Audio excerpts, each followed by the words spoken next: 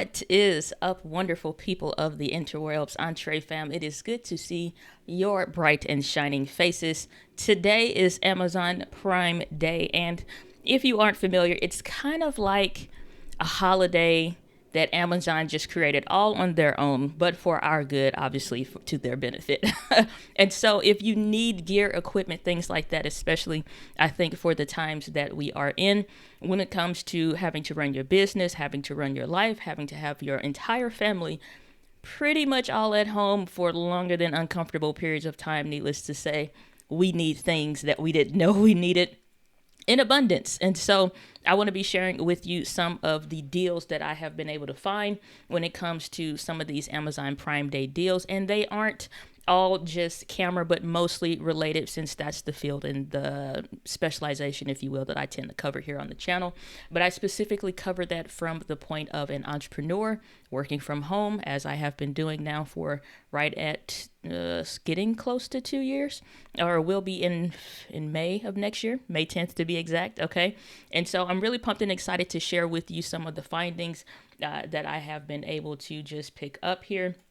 But if you aren't familiar, which I don't really talk about this often, but I'm going to pull it up and share with you now. I actually have on my website, Gladney.com, different deals and things like that you can actually see what I'm going to be talking about in today's quick live stream, whatever quick means, because apparently I don't know how to tell time when I say quick. Quick means 30, 45 minutes maybe, and then we run it for 2 hours. But we'll see how this goes today.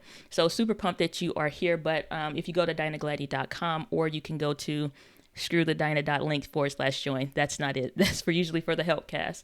But I will drop this link in the chat, and it's in the description as well. And if you just want to go ahead and check there, then you're good to go. You don't have to spend any time there. But this will cover some of the recommended gear that I typically suggest when it comes to some of the cameras that we'll be talking about. Camera lenses, they don't have any Sony cameras yet, but we'll see, jump into some of those, and just some other things that are already here on the blog if you want to check that out. But real quick, let me jump and say hello to the good folks in the chat. We have Sejin saying, I am so amped for this video. I'm super pumped and glad that you are here. Betty saying, Diana, I'm in the front row. See, this is what I'm talking about. People that purchase their tickets early. Do you hear me? No, it's no purchase necessary, right? Anita by Design, good to see you. Glad that you are here. Let's see. Okay. That's all we've got in the chat. Good to go.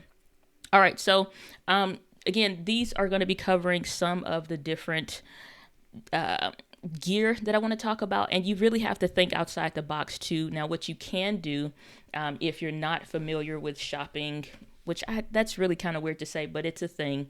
Not everybody's familiar with shopping on Amazon, but if you aren't familiar with shopping on Amazon, to get straight to where you need to, you can go to Amazon, click on Prime Day, and you can type in something like Ethernet cable, which is something, if you're using Wi-Fi a lot, then I would highly suggest against that, and just go ahead and start using Ethernet. There's just the connection that I use, which is why we don't have dropouts. We don't have quality issues and things like that. And you can pick up and you'll be able to see different things like, and one, you do have to have an Amazon Prime account. So there's a link to a free trial. That's still an affiliate link, but there's a link to a free trial. So you can get the free shipping and take advantage of these deals, in addition to being able to see them early. So you'll be able to see that, in addition to also price stacking that with the coupons that's available. So some of the ones that I've linked on the blog, that's in the link in the description, as well as in the chat, then you'll be able to see some of these. And I'm going to be updating this because Prime Day is today and tomorrow. And so you'll just be able to just go through whatever it is that you specifically need in your business, in your home. Even I found out today, Amazon has Prime furniture where you can get different furniture that you would need, whether it's for you, your little one, a little workstation, or whatever. And I think that's just really cool and amazing. So let's see here. Real Estate, Real Talk saying, I have an issue with the video lagging. Okay, we'll have to get to tech questions a little bit afterwards, because it won't take me long to get through what I have right now, because I'll revert you back to the blog, because I can update that even after the stream. So I'll get back to your tech questions, but you guys can still leave those if you're having issues, much like the Helpcast. We'll answer those questions. We'll get into that a little bit later. saying hi, Diane. I found you via Daniel Batal. Good to see you, my brother from another mother. So glad that you're here, Susan. Saying, but your awesome trailer hooked me as a subscriber. Well, I'm so glad to hear that. I appreciate you and welcome to the Entree fam. We eat white chocolate and we drink plenty of coffee here, and we sing Christmas music songs on Instagram. No, just kidding. That I actually do. But so now I see. Didn't think about clicking the Prime Day first. Yeah. It's kind of like shopping in a regular store, just like I was sharing here a second ago, and I'm going to get straight to these deals in a second. If you go up here to the top, you click on, let me get out of this. You click on Prime Day specifically, instead of going through any of the other categories. You click on Prime Day and it'll take you straight to whatever it is that you want. So for example, if I click on memory card, which is something that I absolutely think everybody needs right now. I don't care if you're using phones that have memory cards, if you have action cameras, or even if you have something like the Osmo Pocket. Little ones like this one here, which this one is new. This one I'm seeing this now, which is one that I will be adding to the website. So 64 gigabyte card for $16, not a bad buy at freaking all. In addition to, I get questions on these Samsung Evo cards. These are absolutely amazing. And I think that they are good. You still want to look for these U3. Don't worry about the SD, HC, or XC. That's usually just a matter of storage and capacity. But let's go ahead and take a look while we're here at one, because I had a different memory card that I was thinking about listing as well, but you can take a look here specifically. And so we can see, I already buy these cards a lot. This one specifically for 64 gigabytes is at $16, and that is just a stupid steal. In addition to, I also want to bring to your attention this little graphic over here that you can see, which is by Honey. So I'll usually link that in the description of all of my videos as well. That way it can show me exactly what the price difference is, and you can see that it's saying, hey, this used to be at $19. Oh, I guess it can't mark on the Honey thing, but used to be at $19 and now it's $16.49. And so even without Prime Day going on, this is how I save a lot of money. Even if there's other coupons, Honey does a great job at finding that. It's just a website browser extension. So if you're using Chrome like I am, then you can find that. And I think that's an amazing thing to add. If you're into doing videos, I think you should get into the 128 gigabyte space. I don't think you need to be playing around with 64 gigabytes a lot, because as cameras now are coming out with unlimited recording space, you need to be able to capture all of that. I've been able to do whole shoots on 128 gigabyte cards and 256 gigabyte cards. And it's a lot of data, but it also covers you so you're not constantly have to upload it to Dropbox or something like that. So stuff like that is absolutely brilliant and worth taking a look at. If you guys have anything specifically that you want me to take a look at and research while I'm here, let me know. But otherwise, I want to bring up the other card that I was looking at as well, which is the Sandisk Extreme card. So they do have the Extreme and they have the Extreme Pro. The difference is just really one is like, I don't know, you'll have to look in the descriptions for them, but they actually are good for like if you're traveling a lot and you send it through that conveyor belt scanner thing so that you don't lose footage, files don't get corrupt, which is actually a thing. Then you do want to get some of the better cards versus just like the cheapest ones on Amazon. And that's why I tend to stick with Sandisk Extreme and Sandisk Extreme Pro cards, because if we scroll down here to the bottom, you'll be able to see some of the stuff that they're talking about, like it being waterproof, how fast it is and stuff like that. Great for 4K video. This one doesn't have all the description stuff like I would like it to have, but it talks about it being, you know, like shock proof. So if you drop it, it's not like it's going to crash on you. And so you get some of those same benefits with the Sandisk Extreme card, but at a cheaper price point. And I already added a couple of these to the cart for myself. And 256 is really, if you're really trying to future proof and you're going into 4K video, I think that this is highly, highly recommended, simply because at regular price we can see that these run for $51, and so it's just kind of nice to get that discount regardless as to now if you're just doing like with M50, you have a regular DSLR camera, you're not into 4K video yet, fine. But the things that are most important when you are looking for a memory card are these factors here: this class 10, this U3, and that it's like a V30, At least. Those are the most important factors. The number that's on the front there, that kind of doesn't matter, because that's when you put that card in your computer, how well is it going to transfer that data? That's what that number is. That has nothing to do with if it can handle 4K videos when you put it into your camera. And so I think this card right here, the Sandisk Extreme card, again, if you're into doing a little bit of 4K, maybe playing around with that sometime next year, or you just kind of want to have a lot of space for unlimited recording, you're doing courses or teaching, I think that this Sandisk Extreme card is absolutely worth taking a look at. I'm going to list, which I already have in my blog post, all the way at the bottom here, my watch list. So this list is going to get pretty long, but I have here my watch list on Amazon. And so as things we're waiting for tomorrow, like tonight and then tomorrow morning when stuff becomes available, then I'll start adding more things to this list specifically. So like you can see what the discounted price becomes and stuff like that. So I'll have that running list going on. But this is something that's extremely interesting. I added this to my cart as well, which is a capture card. A lot of times we talk about the Sandisk, not Sandisk, that's still memory cards. We talk about the Elgato Cam Link, and we've seen those just get ripped to the hills at like $400 when the coronavirus stuff first hit, and people were just basically stealing money from people, like triple charging it.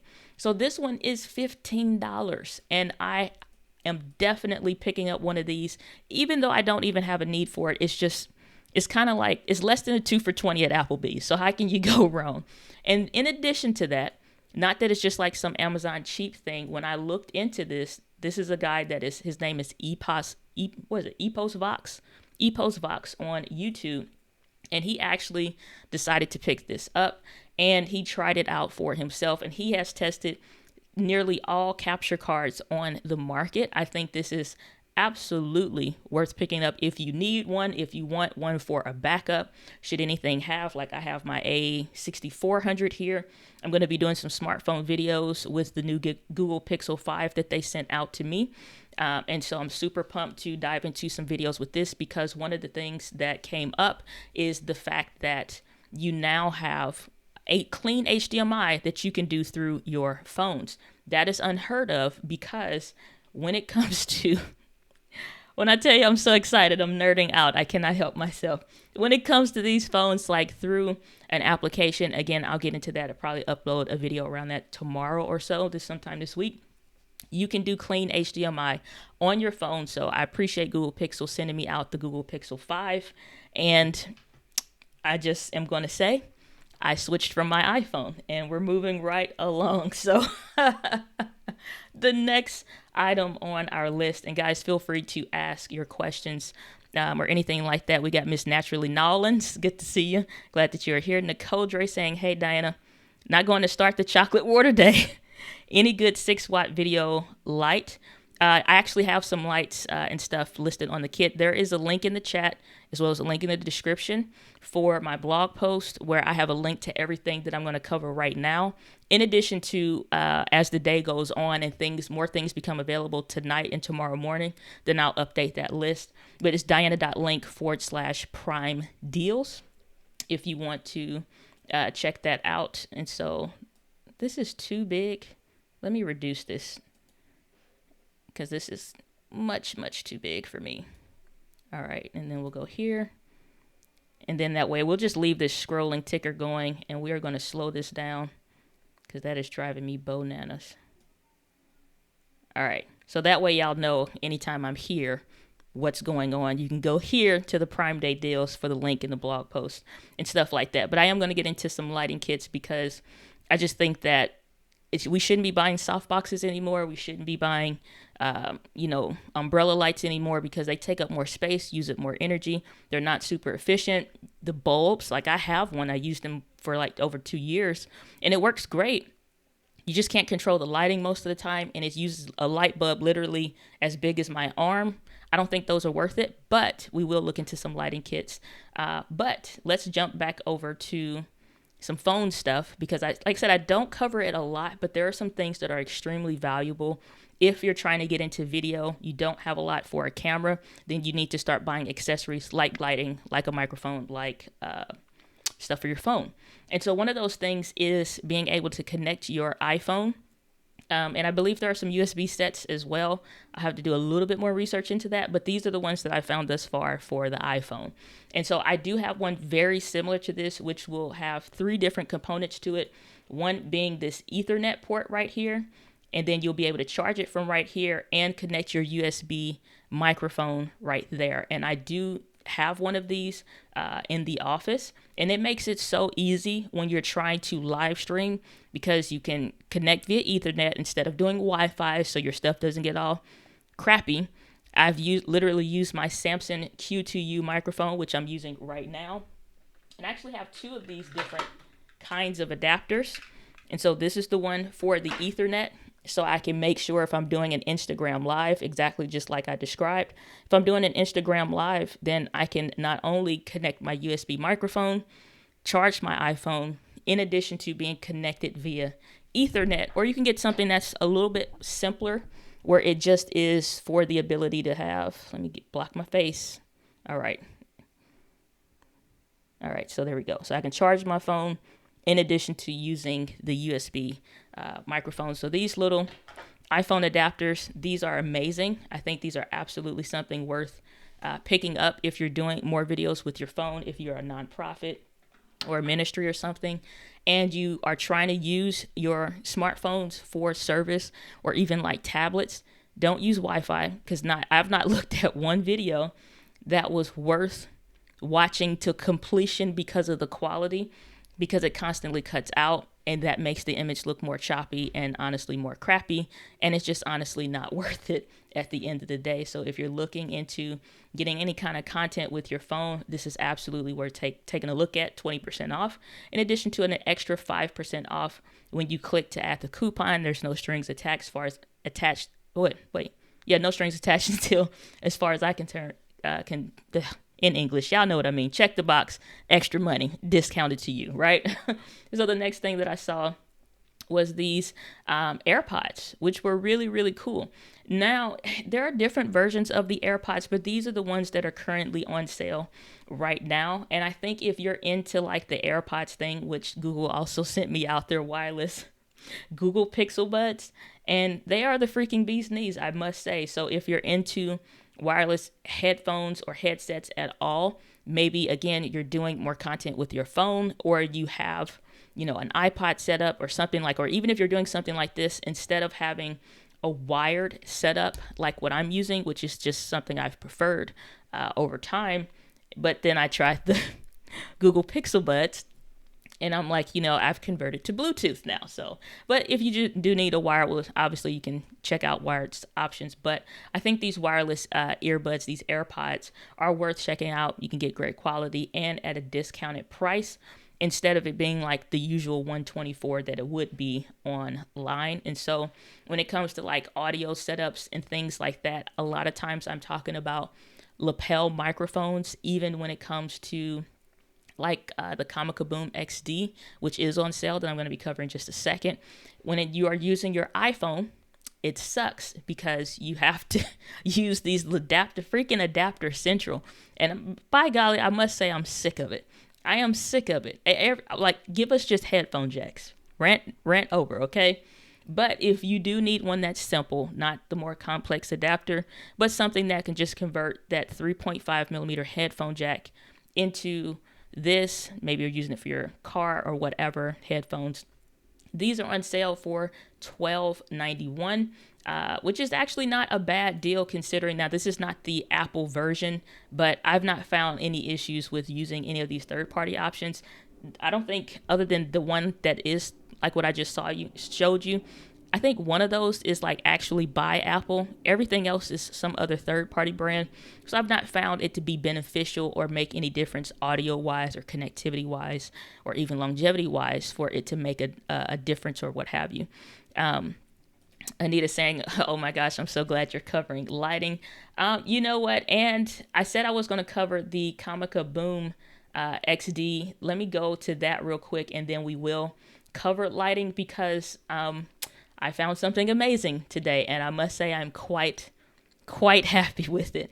So we'll get into that. And so we have the Comica Boom XD, which has, as Honey is showing on every freaking tab, is on sale right now.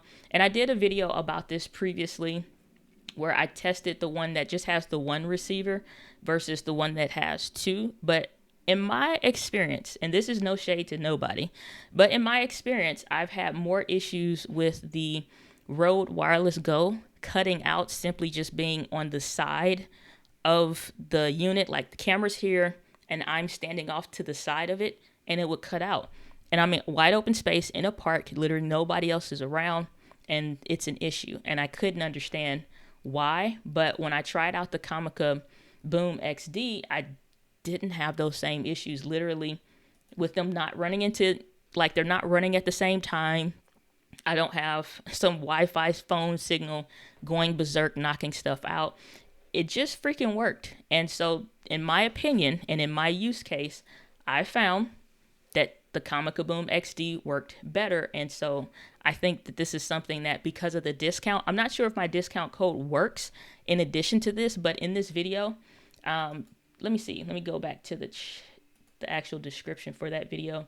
There is an 8% off discount when you use the code Diana Gladney. I'm gonna drop that in the chat for the Comica Boom. See if that'll work. It's still for the same store. So see if that'll work for you, and that'll be an extra discount for you there. But Comica Boom, like, for the price, you like the Rode Wireless Go, this costs $199. This costs $207, and you get the ability to mic up two people instead of just one person. And I just don't think you can find a better deal when it comes to wireless setups when you're talking about using that. And I'm telling you, like, being able to mute the person instead of them disconnecting, the frustration levels of getting something recorded right, it looks well, like it was recorded well, but it wasn't plugged in all the way because maybe they went to the restroom or you went to the restroom and it partly came disconnected. Like, the ability to lock that in when you're talking about, using this for live streaming, like that little feature by itself, like that has saved me so much recently. I'm not even kidding. Still all the same benefits of, the built-in microphone. You actually get a headphone jack in addition to that, which is like, makes the bee's knees Hall of Fame in my world. Because if you're doing any kind of videos like with your Canon M50 or Canon DSLR cameras, or even some of the Sony cameras like the A6100 or A6400, you don't have a headphone jack, unfortunately. But with these systems, you do, and you can have and listen to the audio, and it's just, I don't know, man, it just freaking works, and I'm excited about it. And I'm trying not to buy a second set for no reason. So moving on to lighting, let me check any kinds of questions that we may have real quick. Desiree saying, what do you recommend for Android users? I'm guessing you mean in regards to phones. So if we're talking about phone setups, I think that here's something that's really interesting. When we're talking about phone setups for like USB-C, or like, again, like I have this amazing new Google Pixel 5 that they sent me. I'm so freaking jazzed that I've been testing and trying out. Like, look at the display. That's me from high school. So actually, let me block my face. I can at least show you the home screen. That's me from high school, my high school band director. And so I was like, I was feeling nostalgic one day. But these take USB. And so most Android phones take USB connections. And so you literally can take something like the Sandisk, not Sandisk, what is it? Samsung. You literally can take one of these external hard drives and connect it to your phone. You don't need anything special other than the cable to do it. And so when it comes to audio, I've found where it's mostly the same thing. You don't need anything necessarily special for it. It just needs to have that USB-C connection. And because I'll be doing more videos on the Google Pixel 5 specifically for video, because the camera is very, very freaking nice, then you honestly probably could take a regular adapter and connect it. But I want to push this phone and see how much I can get out of it as a video content creation machine. So I think we just need to find regular USB adapters. I've not found where it was any difference between ones that were listed specifically for phones and ones that were just listed for computers. And so since I have a few around the office, I'm just going to see if those will work, and I'll let you guys know an updated finding for that. But I think you just search regular USB-C with what you're needing, like so one for a headphone jack or one for Ethernet, because I have some regular adapters that connect to my computer already that uses USB-C. So I think phones will be the same thing. Let's see here. Martin saying best videos about the Canon M50, a very good teacher. Thank you. My pleasure, Martin. Glad to be of service. So let's dive into lighting. So when it comes to lighting can make you either look sick or it can make you look normal. It can make you look more dynamic by two things: the light temperature and the white balance. Not having an accurately set white balance can do a lot of things to your video that can make it look terrible. Now, this is a properly exposed image in my camera. I used a gray card, which me and Desiree in the chat where we were talking about. And I didn't find these on sale, but they're already cheap for like $7.99. But this lets me set the temperature of the room so the walls actually look white, that cover on the back of which you can use one for exposure, one for white balance. I tend to just use the gray side. That's an 18% gray. It just works better in my personal experience. And that's as far as tech-wise I'm getting into that. But when you don't have your white balance properly set, I'm going to show you what the difference makes.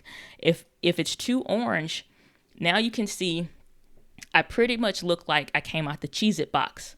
And that's not very flattering. Or if I make it too cool, I make it look like I'm recording videos in the Arctic Circle. And that's not good either. And so when you have your white balance where it's more accurately set and that you are more properly exposed, your lights make a difference. So white balance helps with that. Now, the lighting helps being able to adjust the brightness and the darkness. So like I have these LED light kits so I could turn them off. And this is how dark it is. And somebody's extremely loud outside of my apartment. So this is how dark it would be. And this is how bright it is now currently.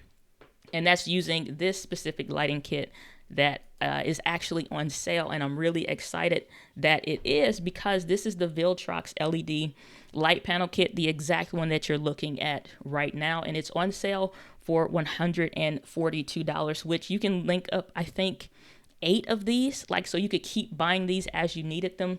But these are great because you can have, like I showed you, a daylight temperature, or you can get it to be more orangey if you want, just kind of like your living room setup. The colors won't look that wonky if you properly set the white balance. But you also can have this where it's great for product photography. It's good for outdoors. They do come with already these little wired adapters, so you don't need to buy anything extra. It does already come with the light stands. You don't need to buy anything extra.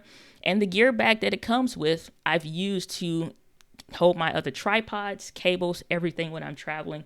And it just freaking works well. And these can run off batteries, so you can get those Sony batteries, and those work well. Also, just being able to adjust the light temperature and the brightness and the darkness via a remote, control them individually or control them all together, absolutely worth taking a look at. And so I've been using one. I used to have to use like 2 lights when I used the softbox lights. I used to have to put paper over them because I couldn't adjust the lighting and they took up a whole lot of space. LED light panels are teeny weeny. They take up no space, so you can travel with these very well. I've thrown these in my backpack and put 2 of them in the laptop sleeve, and it's lighter than anything else in the equipment bag, I can tell you that much. But that's an absolutely amazing kit worth checking out. Another kit that I found that was extremely interesting was this other kit that they have by Viltrox. These are slightly different because they still will use the remote, but they have barn doors. And what barn doors do is, instead of the light, like I have mine diffused, so most of what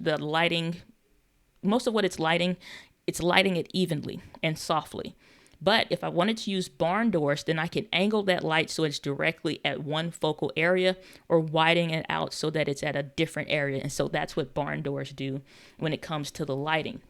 And so this kit specifically has barn doors. The other one does not. And so when you're wanting to control the lighting, you still can do that, but you can also adjust the temperature. So bicolor LED means you can set it to be more warm if you want to, or you can set it to be more daylight temperature if you like. And again, the ability to have barn doors on there will work great for you, and you can use those for your videos. Still comes with the cables and all the stuff that you would need accessories wise. I'm not sure that these come with a stand. I don't think these do, so maybe that's why it's a little bit cheaper, but they have some other models that will. So if you want that power adapter, then you can get that for a little bit of a higher price. And so I think that it's better to just get it all together instead of like trying to piece it together and then you forget something and you can't record the day or the time that you think that you can. I just don't think that it's worth it. You can get 3 if you want them. I found for my use case 2 and like a little LED light panel, little RGB LED light panel. Like this one by Andy Sandy, this one works great.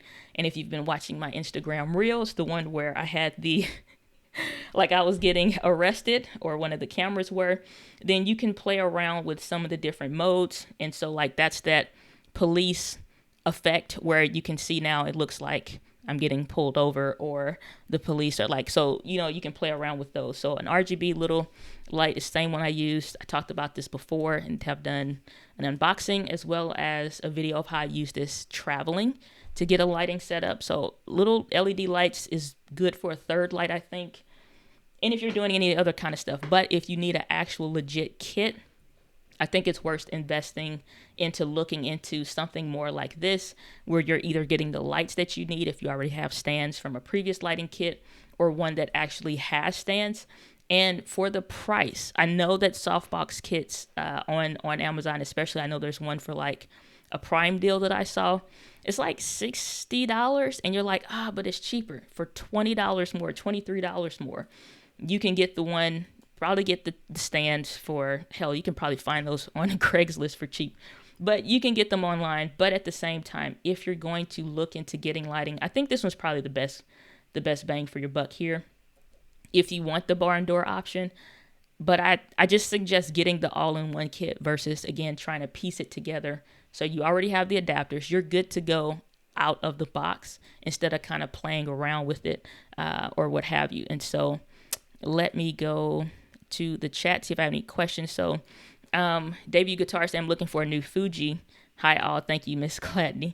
All right, we might look into some cameras, see if we have some time for it. Saying you cute, saying thank you, Desiree. Saying I want the new Google Pixel 5 so bad. Well, I will be doing a video. I think that video can upload tomorrow. I can talk about having it. I just can't show anything probably past like the home screen on the phone right now, currently under embargo and whatnot. So yeah, so I'm looking forward to that, saying yes on the white balance. So saying I have that light balance thing that you showed, but I don't know how to use it. I have written down to do a video on that, but the thing is that you have to take a picture of it on your camera, and then your camera says it's able to, based on that picture, say, oh, this is the data that we're reading and picking up, and this is what the colors and the light temperature should look like. So that's pretty much it. Monica saying, wait, what was that? I don't know what I've covered quite a few things in these last couple minutes, so let me know what you mean there. Anita saying, wow, those are so much smaller than my lights. So yeah, that's the thing. It's like when you're talking about softbox lights, which I'm going to go ahead and pull the set up so we can already see what that looks like for the Prime Day deal for that one. And just so you can see a quick comparison, because, you know, it's like I get things being on sale and it's just like, oh, what can you lose? At the same time, you can lose a lot. So let's look at softbox lights. And it's not until you get these in your recording space that you're able to see, like, you know what, it's actually not as good as I thought it would be. Because you can't adjust it. So like these are some that are currently on sale when you're talking about, let me move this so we get some more space. Show. All right. So if you look here, you can see like these bulbs are huge. Let's just click on this one. All right. These bulbs are huge. These bulbs are literally the size of my arm. And I'm not joking, like my entire forearm. And you have like where you can get the ones with 2 or 3 bulbs that maybe are a little bit smaller. And, you know, they're saying they're energy efficient and blah, blah, blah, comparative to regular light bulbs. You still get the stand. You still can adjust. But what I found is that having a light setup like this, which I literally have one in my closet that I used for about 2 years, is very similar to this, is that you have the big soft box. There's nothing that else that you can use those bulbs for but that.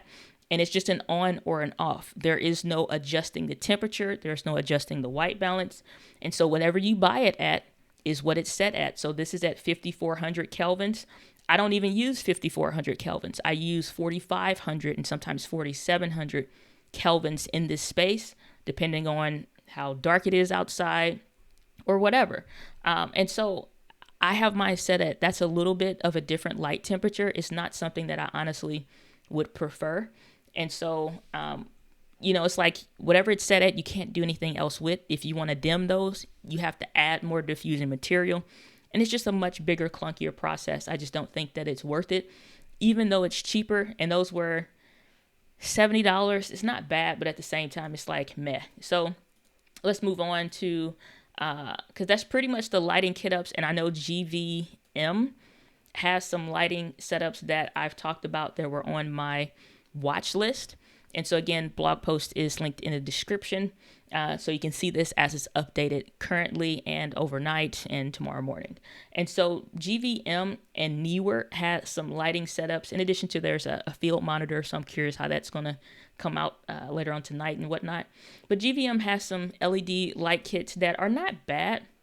Where if we take a look at these, they're a little bit pricier. They're a combination of some of the ones we've already seen. However, the difference is that you have an application instead of an actual remote.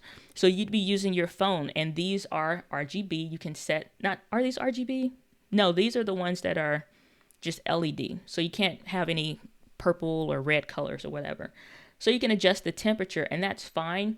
But I just can't see paying $300 for something we've already seen for much cheaper with the same quality, essentially.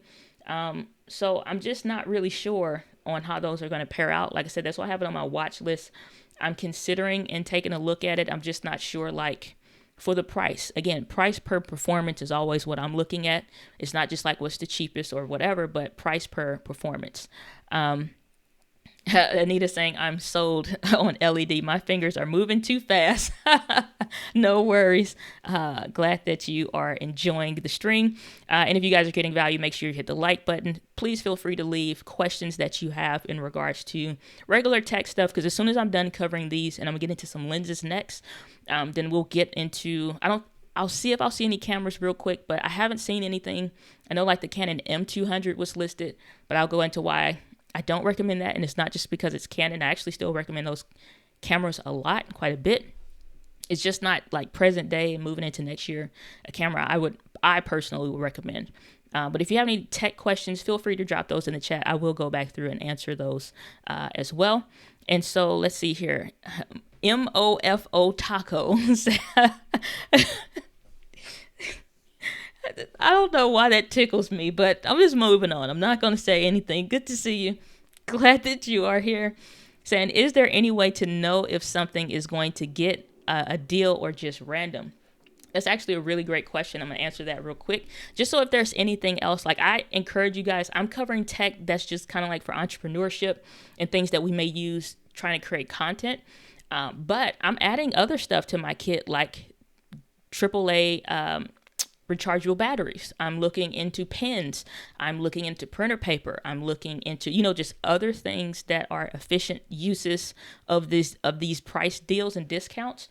And so I would highly recommend it. And so if you're wanting to know, you do need to have an Amazon Prime account. So there's a link to get a free trial down below, and all of that stuff is affiliate. So I think it kind of goes without saying, but what you do is at the top of Amazon, they have where you can click on literally any of their Prime Day stuff, and you can come up to the Prime Day deals, scroll down, and there's all kinds of categories. And so hold on, because I don't want to get into the categories because that's not specifically what you asked.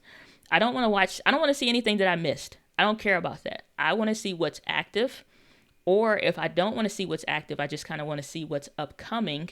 Then I want to check that list. It'll constantly refresh to let me know here are some things that are coming up. I almost thought these were underwear, but it's a dog harness. So So like something like this, I've seen something similar. This is something that I'm looking at.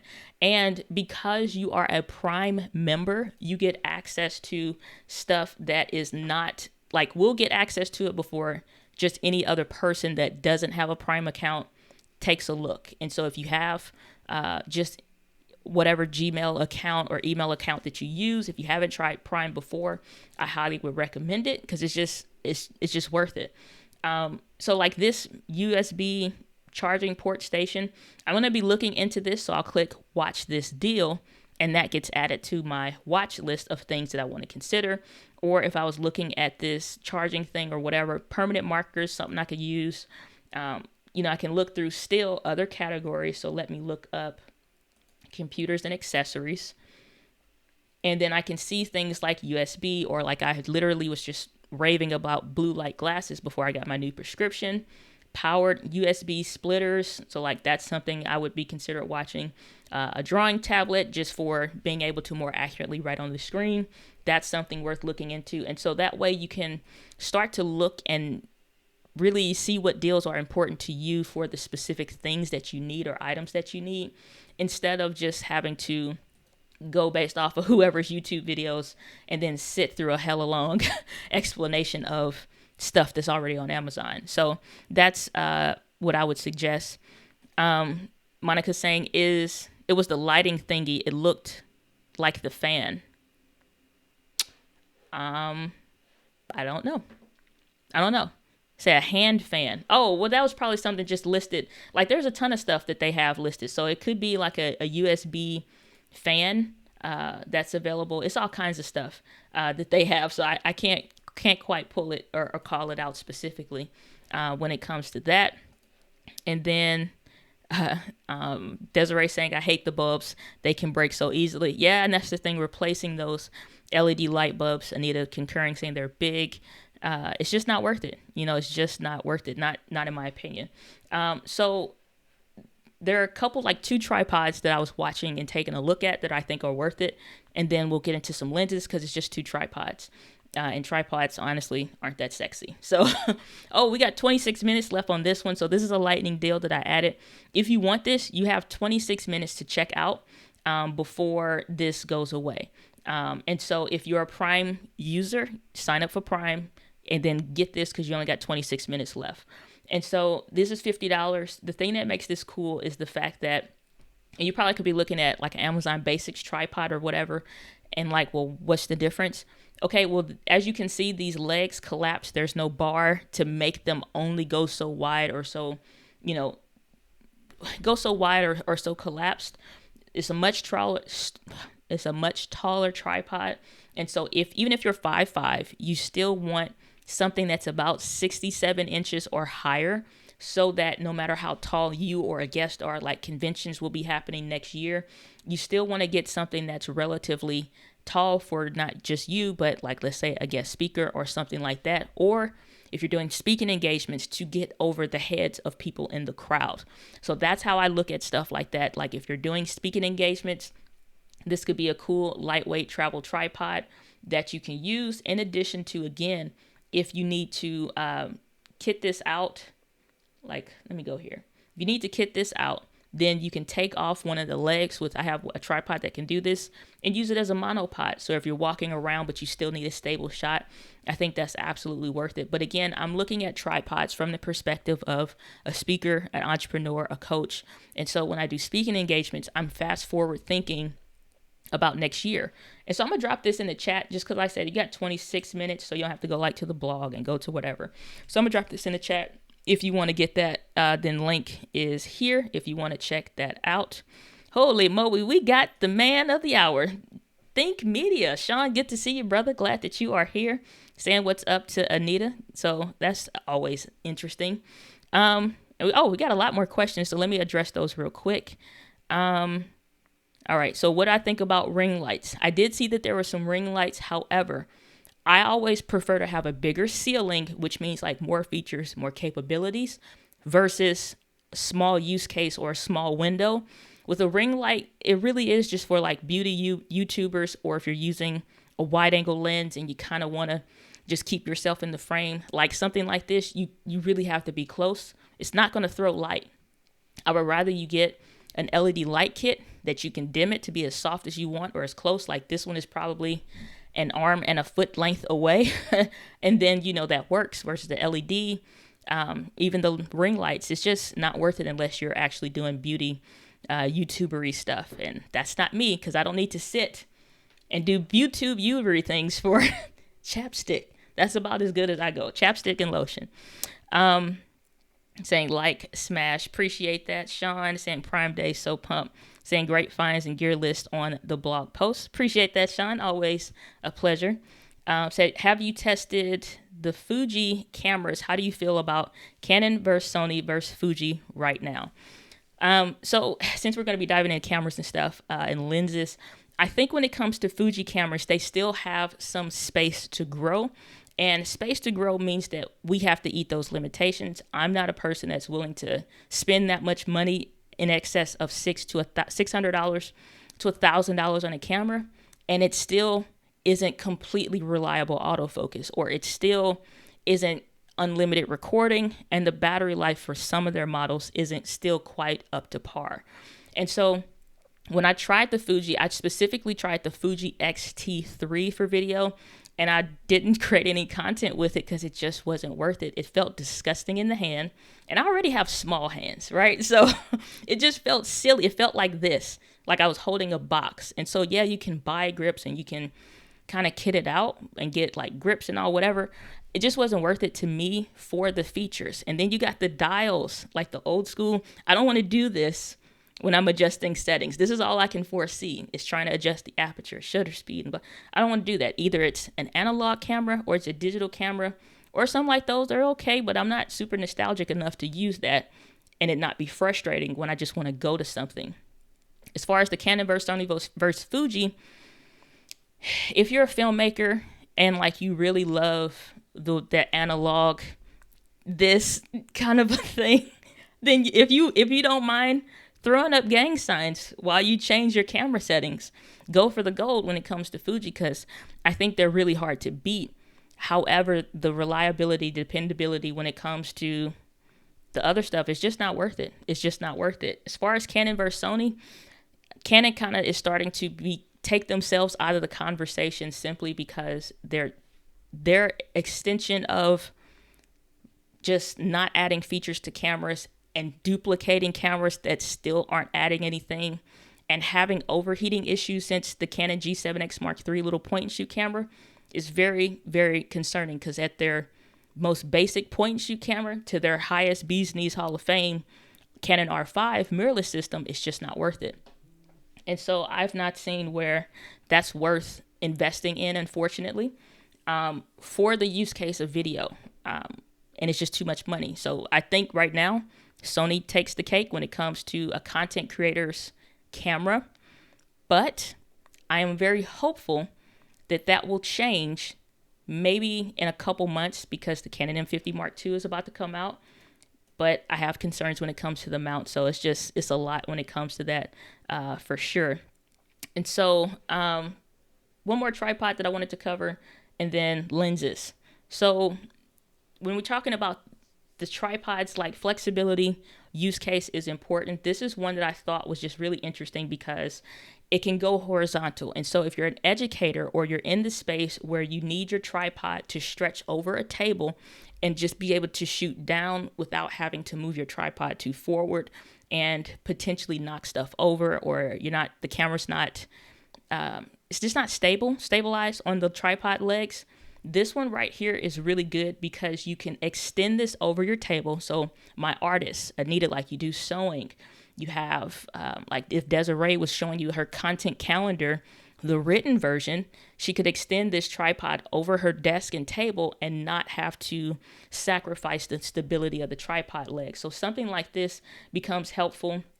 In addition to being able to collapse it, one of my tripods can do this. And so that's really helpful. They always show like these adventure people hiking and vlog. But again, I look at stuff for entrepreneurship. So if this is something that you're into, you need to have just that straight down angle. That's something I would suggest, which is why I added this one to the blog post. It's just honestly worth taking a look at. And so I want to dive into the lens options that I have lined up. And when we're talking about the lenses, I really am only going to cover Canon and Sony lenses because that's most of my audience. And then two, it is most of what people have, and I think are some of the better cameras to consider. And so there were a couple cameras, but they're not what you think. And the first one was this DJI Osmo Action. Now I have the Osmo Pocket, and it's a good camera, and it's good. Like, I think lean and mean and super small is the way to go when it comes to vlogging, wide angle stuff, all of that. But this one sets itself apart by having this front facing screen. And so the fact that you literally just have an entire little screen for you to see yourself is just, it saves you so much time and hassle, or just the wondering if you're in focus or whatever. That's a wide angle lens. You can add a bunch of stuff to it. I think for $199, you need a point of view camera that's like angled up in the corner somewhere. You want to do some kind of vlogging. It's super small. It still has a wider angle lens. The stability is crazy. You can get 4K 60 up to here. Yes, you can use it for action stuff. But again, entrepreneurial use cases, events and things will be a thing next year. You don't want to vlog with your phone. You don't want to vlog with a camera. This is an option that I think is worth taking a look at, because you still get a lot of the same benefits, in addition to, I believe this even has like a microphone jack. It has all kind of craziness, good things going on with it. So all the specs you can see here, slow motion. It's not a whole lot that you can't do with this camera. I'm very tempted to pick one of these up. The GoPros are on sale, so I'm gonna acknowledge that because those are next. But like, the fact that you have all of these capabilities and things that you can do, not just the action stuff, but again, entrepreneurial use cases. If you're trying to capture your talk, wide angle stuff or whatever, vlogging on the go, if you travel a lot and you're wanting to document your experience as a business owner or behind the scenes stuff, I think you can't go wrong with one of these. And the other one being the GoPro. The GoPro is, I've heard some things. I can't speak from experience with it, but I've heard some things as far as people losing footage and them kind of flaking out or whatever. So I don't know. I mean, you have to use your best judgment, I think. But I still think it's a great option for the same reasons that I talked about the Osmo Pocket. You don't get the front-facing screen. You still get 4K 60, so incredible footage, still wide angle, and all those good things. So that's that. Now, when it comes to lenses for cameras, and I guess I'll check out some questions that anybody has real quick. So let me see here. Blue light glasses. So I didn't know that was a thing. Yeah, it's just to...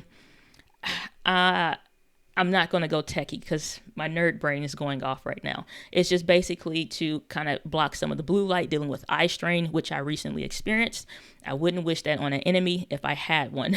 Saying, new vlogger, need a startup camera that softens the video and is user-friendly, not a fan of sharp images. Also, is the Lume Cube good? So if you're looking for a camera, the thing is that you can't really get around sharpness because it's just, I mean, that's a quality thing.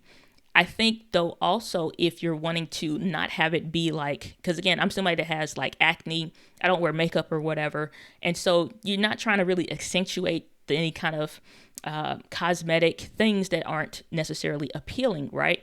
So if that's the case, then I think that you can use the same cameras, don't worry about sharpness, but the resolution can sometimes help. So instead of recording in 1080p 60 or 1080p 30, maybe consider 1080p 24 frames per second. You can start to get into more of the frame rate. It's less frames, so less pictures per frame, if you will. And so instead of it being like 60 images where you're getting way more detail, maybe consider shooting in 24 frames per second. I wouldn't try to buy worse lenses to get less sharpness, but a kit lens will do fine for you. In addition to, if you're needing something that's softer, you're looking at having softer light. If I turn up the brightness like I can do here in Ecamm Live, and I just turn this all the way up, now it's starting to look, still doesn't look bad because I got it set in the camera, but you'll start to have white spots. You can see it got like super bright, but you can see it starts to not accentuate my skin as much as if it's a little bit softer. And so you can adjust your settings to be what you need them to be. But if you're not trying to get the sharpest look, just use the kit lens. Most kit lenses are a good in-between lens, a lot of flexibility. It's not going to be tack sharp like a prime lens would be, like we're about to get into, but it'll help, you know what I'm saying? So as far as like the Lume Cube, I don't have any negative anythings or thoughts around the Lume Cube. I think it's fine. It's just a matter of if you need something small, compact, that probably could work for you. But it's probably going to be more direct than what you're used to. So depends. And with some cameras, you may not need a light on your vlogging kit as well. So when it comes to lenses, like I said, I'm talking about Canon. I'm talking about Sony specifically in this one. Maybe if I see some other ones for other brands, or if y'all have specific cameras, maybe we'll take a look at it. Rokinon and Samyang are this kind of like one and the same. And these are lenses that I like and I think work well across the board when you're talking about lens lineups. This is a much more pricier lens because it is a wide angle, which is already an expensive lens type. In addition to it's an f2.8, which means you're going to start getting into blurry background territory. Goodness, if I can't say that 3 times fast. However, this is not a lens that is for just popping on the M50 directly. You don't want to do that. What you'll have to do, which is what I'm getting, is you'll need an adapter, whether you use the Viltrox speed booster that I've talked about or just the regular Canon adapters. This is the Viltrox speed booster, which has a glass element, so that 14 millimeters now becomes wider. Technically, if I do a little arithmetic, if you will, if you do 14, was it 0.02? Let me see what this 0.72, I think it is. The magnification 0.71. All right. 14 millimeters times 0.71 basically turns this 14 millimeter lens into a 9 to 10 millimeter lens. So definitely into vlogging territory if you add the speed booster, which it'll make it real heavy at that point. But this is like, if you want a wide angle, like vlogging, you want to do that on the M50. I don't know why you would spend this much versus just getting 11 to 22. But if you want that blurry background, depending on what kind of work that you're doing, maybe this is something worth looking into. In addition to, you save an extra 20% off. So this starts to be like $480 or something like that at checkout. So a lot of people ask me about lenses for the M50. How do we like expand the lifespan of that camera? By getting better. It's using better lenses. The better the lens, the better the quality, the more you can really start to draw out of your camera. And so again, this is that EF. Anytime you see EF, that means they're full frame like their DSLR lenses.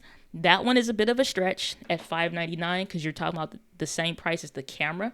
But if you have any Canon camera, I think that could be something worth looking at. If you want to keep it at 14 millimeters, you don't need the one that's the speed booster with the glass element. You can just use the other one that doesn't have the glass element. And those are usually like $40 or so. And they also have this same lens for Sony cameras. So if you're into any of the Sony mirrorless cameras, this one will fit that mount. It is specifically built for full frame, so it'll be a little bit beefier, heavier, but at the same time, for autofocus, for it to be, which I think the one for Canon was weather sealed. Yeah, so this one is weather sealed. So if you're out into the rainforest or you do videos in temperature controlled environments, and then you go outside, like here in St. Louis, it's super humid, then you can start to see like, okay, it makes a difference. And that's all I really care about. I don't care about weather sealing because I personally am not going to be in the rain. I personally am not going to be out, like I'm not a storm chaser. But it is important where I'm in a temperature controlled environment. Again, you're doing a speaking engagement. Maybe you want to get a wide angle. That f2.8 will help with being in lower light situations. If you're using a lens like that for a use case like that, then at that point, now it's starting to get its money's worth, because once we come from that conference area, we go outside where it is more humid, that weather sealing will start to help. They didn't specifically list that on the Sony one, so I'm not sure if it does have it at all. Do Control F, weather. So it is still weather sealed. Okay, just a quick little F search there. So it is weather sealed. So the one for Sony and for Canon are weather sealed, so that's nice. So if that's something that you're into, which is wanting a wide angle lens with having a blurry background or starting to get into that blurry background territory, it have autofocus, it being weather sealed, then that's something worth taking a look at. If that's not your jam because of the price, I think we should take a look at something else for my Sony folks. And most of these lenses, they have a version for Canon, they have a version for Sony. I've seen where they have them sometimes for Fuji and sometimes for Nikon. So, make your camera apply. So they have this for $319, which if you know lenses, you know that this is relatively cheap on either side of the bridge. And so this one is not, I'm not going to get into weather sealing or whatever, but the point is that this one specifically is a 24 millimeter lens and an f2.8. So if you are used to, let's say in the Sony realm or the world of, not Sony, but the Canon world, with the M50, we've talked a lot about the 22 millimeter f2 lens. Let's say you're now making that migration to Sony and you're trying to consider if this is like how do I, use both lenses, or what's something that I was using over here that I can use now with Sony. I think this is a good buy because it's still going to get you similar focal length with that Canon EFM 22 millimeters. It's not going to be as shallow as a depth of field or as blurry background, but not enough to really notice. But 24 millimeters f2.8, this is a good lens. And I'm picking these ones specifically because they have autofocus. You'll find a ton of lenses on Amazon right now that are stupid cheap, amazing quality, but they're manually focused lens, which means I have to get up and twist the lens and do all kind of stuff and make sure I'm in focus instead of just sitting down, letting the high autofocus do the work for me. And that's it. So if you're trying to get involved with Sony, I highly recommend looking at the Rokinon and the Samyang lenses because they're absolutely worth it. In addition to, as you guys have probably heard me talk about, my favorite is the 35 millimeter focal length. If I didn't have or couldn't afford the $400 to $500 lens that I use by Sony, this is something I would highly consider because not only is it a auto-focusing lens, and we know because it has that AF on the front, but it's a 35 millimeter, it's an f2.8, not bad at all for $239. I don't think you're going to beat this anywhere right now. So Samyang, I'm really surprised and shocked to see this lens discounted this much, but you also get an additional 20% off with this simply by adding it to the cart. So if you want even more of a steep savings on that, I think that's absolutely the way to go. Ms. Naturally Nolans is saying, what's a good microphone? I'll get into microphones in just a second. I don't think I was able to add those to the blog just yet, but we'll take a look and see what's available as far as lapels as well as some other stuff. So Shells is saying any ND filters, ? So we'll definitely take a look. Let me make sure you know what? We'll do ND filters next since that makes sense going with lenses. So again, I'll continue to update the blog as the post I linked in the description and in the chat. I'll specifically update that as the day progresses on because it's just too much stuff to get into, but we'll look into ND filters. We'll add that to here and take a live look at what they have available and if it's anything worth picking up. Let's do 67 millimeters. And then we'll get into the last couple lenses that I'm going to cover for this because it's not a ton for real, but I wanted to at least cover from wide to more of a 50 millimeter ish, if you will. So the other lens that I've liked looking at that they have is this one that really puts you in the mindset of a 50 millimeter lens. Cost a little bit more. It is a 45 millimeter, so you're not as close. And that's why, honestly, if you're buying something like a Canon M50, Canon SO2 even, a Sony A6100, 6400, or 6600, these crop sensor cameras are already going to have an increased focal length of whatever lens you add to it. And so this 45 starts to put you in more of a telephoto, kind of a really close. If you put this on, it's going to get real close. We don't need all that. But if you need it, not in the office anyway, but if you do need it, this 45 millimeter f1.8 that is autofocus capable if you have a Sony. And again, I think they have these for most other brands as well. So I didn't think it was worth covering, but I'll specifically list those in the blog post as I find more of them. But for $379, you can't beat this, in addition to another 20% off of this price. And I think if you knew how much, like before today, regular Amazon listed prices were for Sony lenses, just them by themselves, it costs a ton.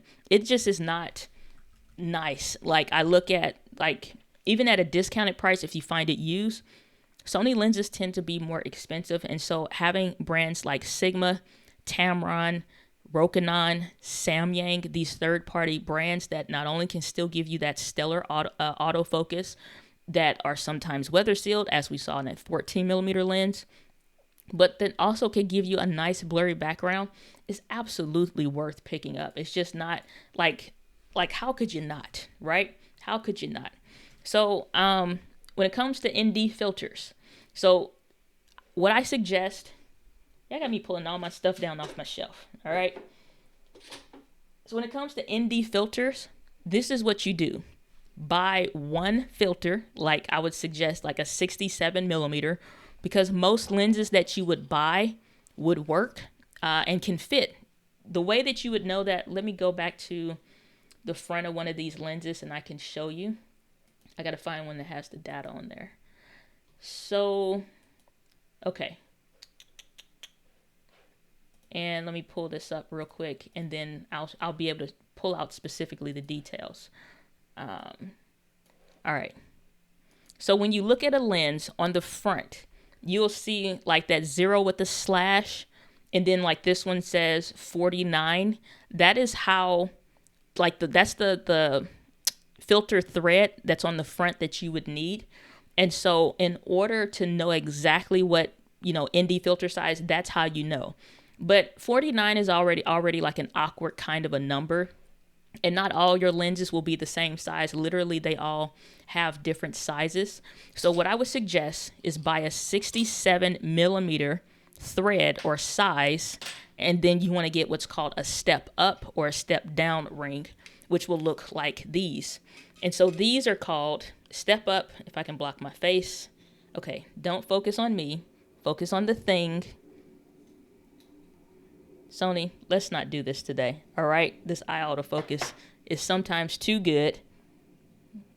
Are you serious? You're not going to participate today. There. Goodness me. So this is what's called a step up and step down ring. You'll take off the size that you need, and it's a lot of them. So take off the size that you need, and then what you'll do, add that to the front of the lens that you need, attach it or what have you, and then your filter, ND filter, is going to go on the front end of that. That way, instead of constantly buying ND filter this size, ND filter that size, just get some step up and step down rings, which you can find these by Neewer. And if I can remember, I'll add those to the blog post as well. But that way you have some to fit whatever size that you need. So no matter what lens that I buy, I have step up, step down rings that'll work. So all you need is one filter, because I think the one I got before was like $100. It ain't cheap out here in these video streets. All right, so let's take a look at what we got here, which some are not actually bad. So this will be real quick. Neewer themselves has some ND filters, and this is why I was saying look for that 67mm thread. And so ND filters, I think for $23, not bad at all, considering that Neewer, honestly, Neewer's been putting a lot of other brands to shame when it comes to just basic and simple stuff. But outside of price, what I always like to do is look at the ratings. This one honestly don't have enough ratings because that means it's not enough pictures. I don't know if they sent this to somebody. So, like look at YouTube videos and reviews and stuff like that. So let's look back at the listings and see what they have out there. K&F, which is one that I used. This is the one that I think that I recently got. I don't think it was by this specific seller or whatever, or maybe not on this account, but this one is actually really good, and it doesn't shift the colors, if you know what I mean. And so These are scratch resistant. They're good. So this is the one that I have that I use for my videos. And like if you saw that vlog when I went to Washington, I was using that ND filter as well.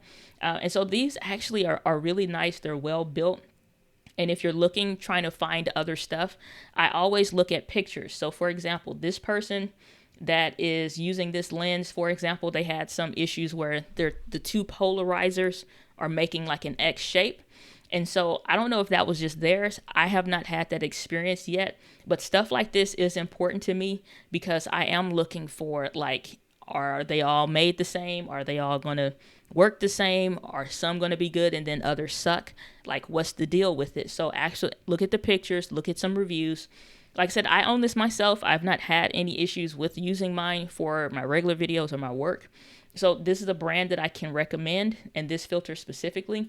But, you know, use your best judgment when you're talking about that. But I would, if you're looking for an ND filter, something like this, it's a little bit more pricey, but it has some other stuff. There are other ones out there, brands wise and stuff like that.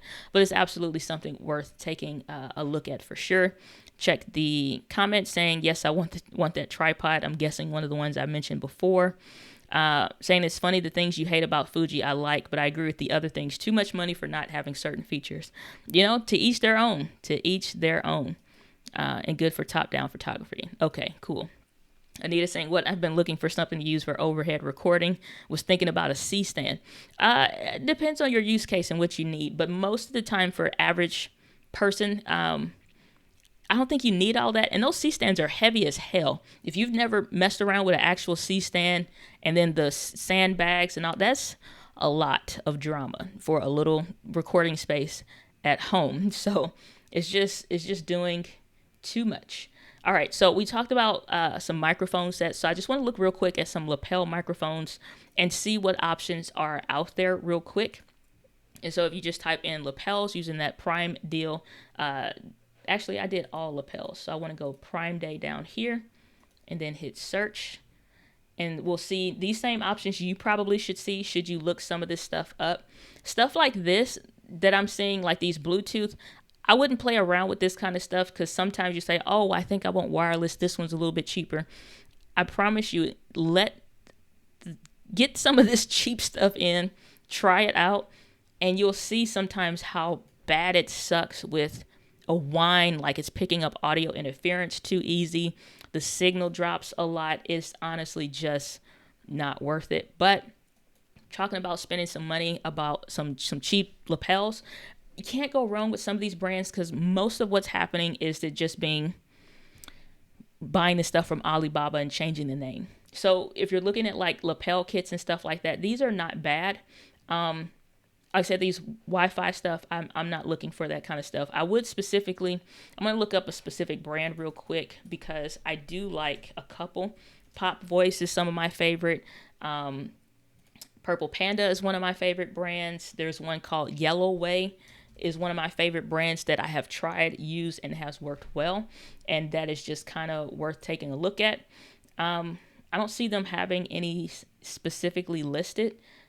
But some of these other third-party ones, if it's like $7 to $11, it's worth taking a look at. And what you want to make sure that you get if you are looking at some of these cheap ones, like if I'm looking and considering one, a couple things that I'm looking before I even click. How many people have bought it? Is it on Prime Day sale? And then like the price, because these should not extend past $30 if it includes a lot with it. This is how I go through and test and try what I want to get or not. And so the fact that a lot of people have tried this is worth taking a look at. And it has the adapter. So the 3-ring ones is what would go into your phone. If you're using your camera, you'd add that 2-ring adapter on there, which is TRS. The one with 3 rings is called TRRS, and that will work well. That's a fake image. So any of these, they pretty much all look about the same also. The only thing that I'm really considering at this point is something like this here. It says omnidirectional, which means that it's going to pick up the audio all around it, which they don't have any spectrum. So like package is about the same, but this is pretty much like everybody else. That cable is kind of long. Let me see if they go into anything about omnidirectional use cases or whatnot. So yeah, so omnidirectional is what you're seeing here depicted on this one, which you're getting all around the microphone. So if you needed something to reject background noise, this ain't what you want, because it's going to pick up a bigger, and like, even though you have your chest, it'll be mounted on your chest or whatever, it's going to pick up more of the stuff. If you want something that's dynamic, you can look up one of the brands that I've checked out before, which is by a company called Yellowway. And I'm going to see if they have any out there real quick. And then I'll check the chat and see what questions that you guys have. I hope they have some on sale. They don't. And that sucks. Purple Panda, you don't either. What is y'all's problem? This is Prime Day. So this is the one that I have before. They've jacked this price up till it's just been stupid. It is not $40 worth. I'm sorry, but it's not. So $40 worth? No. It used to be like 12 or 24, and then that was pretty acceptable. So that's the Purple Panda one that I have used. But this specifically by Yellowway is the one that I have tried out, that I have been using for Lapel's microphone setups and whatnot. And it's cool because you get quite a bit with it. And so this splitter has been super duper helpful. Any of those audio hacked videos that you've seen me talk about before, where I'm showing you how to connect and send audio from here to your camera while live streaming, or any of those intricacies, you can check that out. Saying $199 mic, much better than the GoPro, half the price. Talking about the Comica Boom XD. Saying no mic jack, $20 US for a mic. Yeah, the Comica Boom does have that headphone jack, so it's super helpful. Saying just got the tripod. Yeah, I've been looking for a reasonably priced one. Well, I'm glad that was helpful for you. Miss Naturally Nolans saying thank you so much, my pleasure. Watchmakers F's saying good to see you, glad that you're here. Saying I'm thinking about picking up a Sony ZV-1, can record in 4K 24 frames per second for more than an hour in one take. Yes, it can. So if you're looking for and here's the thing about Prime Day deals, unfortunately, they don't always, like, I wish cameras went on sale. They don't. But you can get accessories like batteries, some other stuff. But they did discount it a little bit, so this is worth taking a look at real quick. So the Sony ZV-1, as far as I know today, they have it discounted to $698, which somebody said yesterday it was even at that price. In addition to, they have the Vlogger's Kit, that's 11% off. And so some discounts, so that's not bad. When it comes to the ZV-1 and using that camera specifically for video, I think you have to put it in the right perspective. I don't compare this camera to something like the A6100 or 6400 even, because it's like different use cases really. And so if you're talking about getting it and you just want to do some videos with it, it'll be fine. It's a wonderful camera. I freaking love that camera. But I just think, like, make sure it actually is the camera that you want. It's really nothing wrong with it. But I found a lot of people will buy something, whether it's an interchangeable lens camera, like these Sony ones where you can pop the lens off, put something else on, or a point and shoot. You buy based off of a recommendation, instead of really considering, how am I going to actually use this? Will I, in a year's time, wish that I could add lenses and swap out lenses for different looks? Or will I be perfectly happy with being able to throw this in my pocket or my bag and it takes up no space? And I have a long focal range, get a blurry background, fill in all the blanks. I have zero problems with recommending the Sony ZV-1. I just think you should make sure it is exactly what you want. Because, like, I'll get questions about, should I get this camera for live streaming? And the answer is no. You should get the camera if you have other use cases for it, and because it can occasionally live stream. But I'm using an AC adapter for my Sony camera. I've ran, in excess of 12 hours with this plugged into the wall. I wouldn't do that with the ZV-1, or I wouldn't even want to do that with the ZV-1. I've done over 2.5 hours, but I wouldn't recommend doing that simply because it only can connect via USB connection. You can't add the dummy battery. You would have to really Frankenstein rig that thing up to even use something else. It gets really weird. The tripod thread and the door is mounted together. It's just really weird to try to do that with an AC adapter. So if you have uses for it, fantastic, go for it. I love that camera. No issues with it. Just make sure it's going to work for you. Alan Jones, good to see you, saying 9 p.m. 9 p.m. here in Ireland. Well, good to see you. I appreciate that. Raphael saying Sony, not today. Okay, let's see here. Shameless plug. That is an amazing channel name. Good to see you. Glad that you're here. Saying came just in time. Been looking at filters. Oh, okay. Well, that's cool. They say it has a green glare. Well, here's the thing. As far as that filter from here.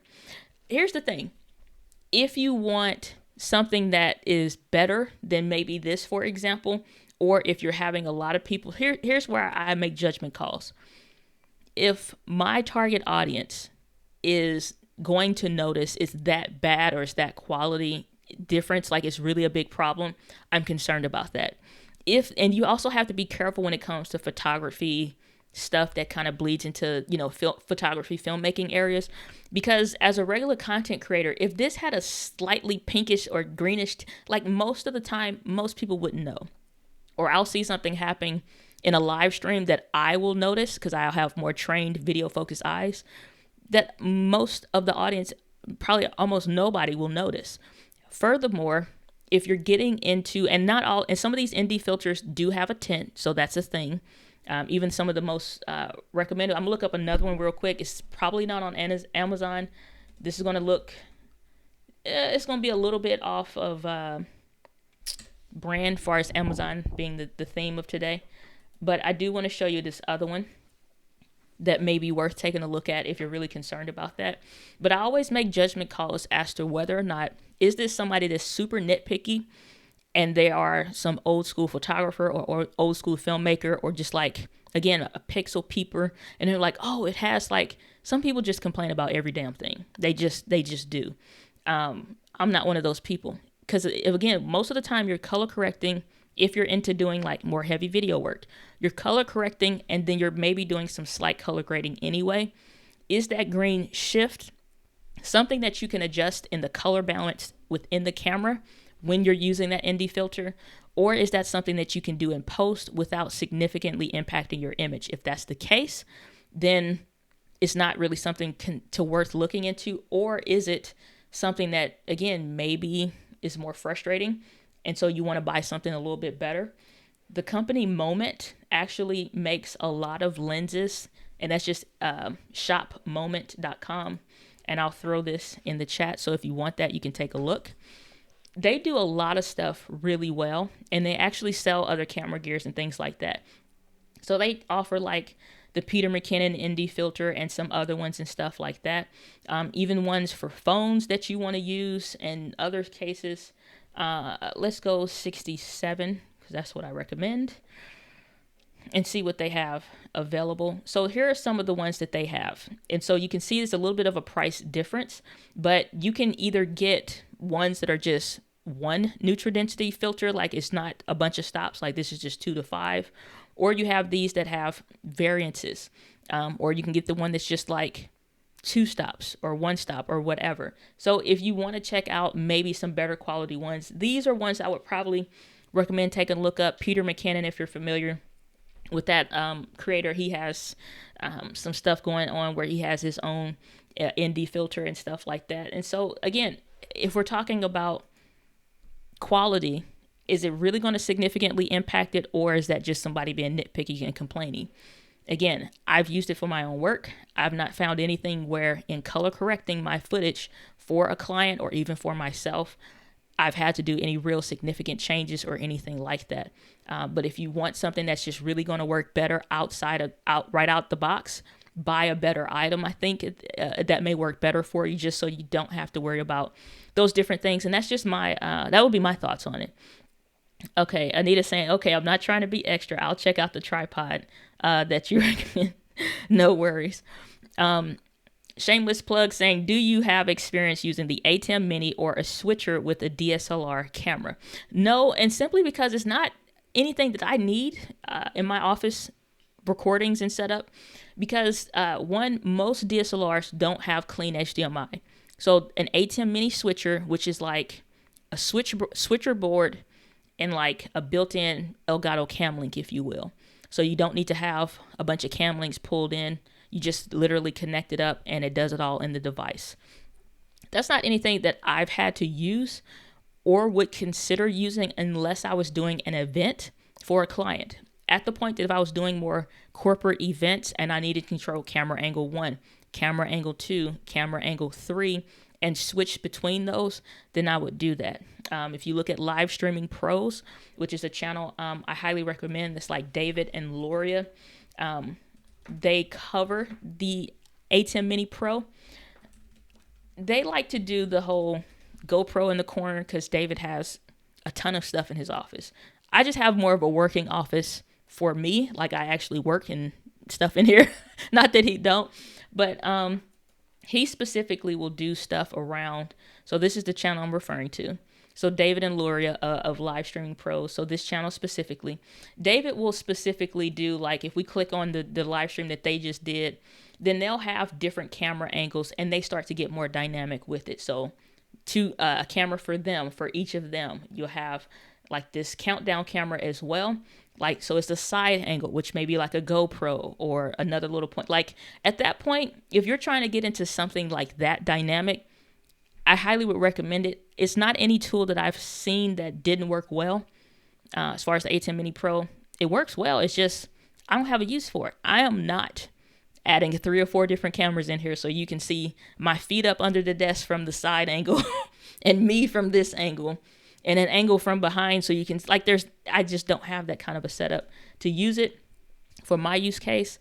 And if I did client shoots where I needed multicam, like an event, then I would consider it. So it's something I would buy had I had a need for it, but I just don't. But with DSLRs, it's a no-go because most DSLRs don't have clean HDMI out. If you have mirrorless cameras that have clean HDMI out, you're not going to have a problem with it. So that's my thoughts on that. Alan saying this is really detailed advice. Awesome. My pleasure. Glad to be of service. And so when it comes to, I think that's pretty much everything that I wanted to cover as far as that is concerned. I know we had some questions before about some stuff on video. So if you have any specific tech questions, I'm gonna go back through the chat and pull those up real quick because I know we did have some people that asked. And again, Diana.link/prime deals if you want to check out the blog post. I'm going to be constantly updating that throughout the day. So that's something worth looking into. So real estate, real talk with Sesta saying, I have an issue with video lagging when I connect my M50 to my iMac desktop. I watched all your videos but haven't seen anything about this issue. Reason why I haven't covered anything dealing with lag is because it's not something that I have an issue with or have, like, even working with coaching clients, getting their setups together. It's not an issue that we have. Reason being is because lag deals with your computer. It really has nothing to do with the camera. It has nothing to do with the microphone most of the time. Some microphones can have a little bit of a delay, but it's not something that is a camera-related thing. If you are experiencing lag, you really have to look at the tools that you are using. So if you are using, for example, something like the Elgato Cam Link, they have software requirements. If you're using something like Ecamm Live, they have software requirements. If your computer can't process everything, let's say it has 4 or 8 gigabytes of RAM, the processor is not really that fast. Let's say it's a 1.7 gigahertz processor instead of at least a 3 or something. Like, that stuff matters. How many threads, how many cores, those things do impact your ability to stream effectively or use your camera connected to your computer effectively, because the computer can't think through all that information. It's trying to process, and it's just like 12 people talking to you at the same time, and you're like, what did you say? What did you say? Huh? What? I don't, and you crash, essentially. Or you can only, I'm struggling, I can't focus. That's what's happening with the computer. So look up your computer specifications and look up the software tools that you're using. So Zoom, Ecamm Live, The Canon doesn't do anything really specifically, but if you're doing, like let's say for example, if you were doing another camera, you're using the Elgato Cam Link, check that stuff out, because it has requirements. And most of the people that I've talked to that have used the Elgato Cam Link find that they don't have the right requirements to run it on their computer. And so if we look at Cam Link's suggestions when they're talking about a specific, use case, this is what they're saying. You must have a 4th generation, so quad core. Most people have a dual core. So if you see on your computer specs and you're having issues with lag, a dual core, the difference between a quad core and a dual core is significant. So if you have an Intel i5, my niece is calling me. You're going to have to pause for the calls. So if you see that it starts with an i5, there's usually like an i5 or an i7 on your computer specs. You can pull these up right now and take a look. Then you'll see if it starts with these series of characters or not.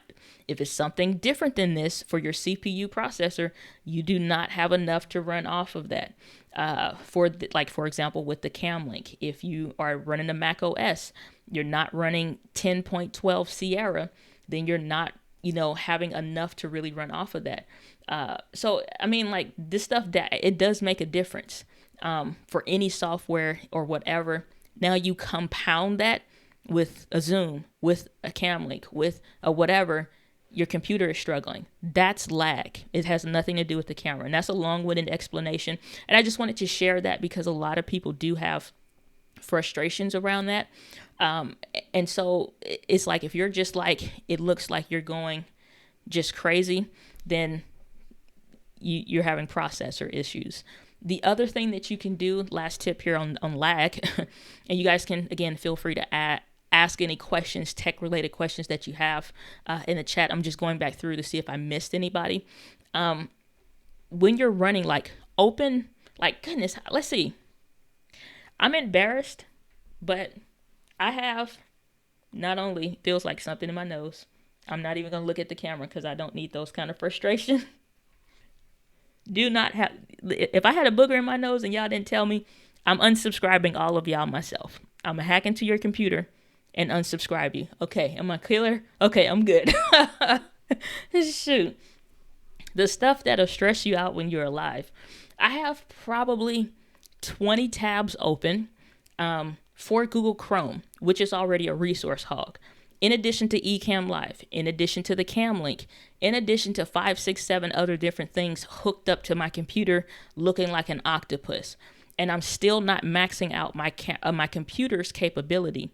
And so, what I would suggest doing is run everything that you would run, like the microphone, like the storage device, like, plug everything up, connect your camera, open up and I forget what it's called. Everybody always reminds me in the chat, and I forget what it's called on Windows, but on a Mac, it's called Activity Monitor.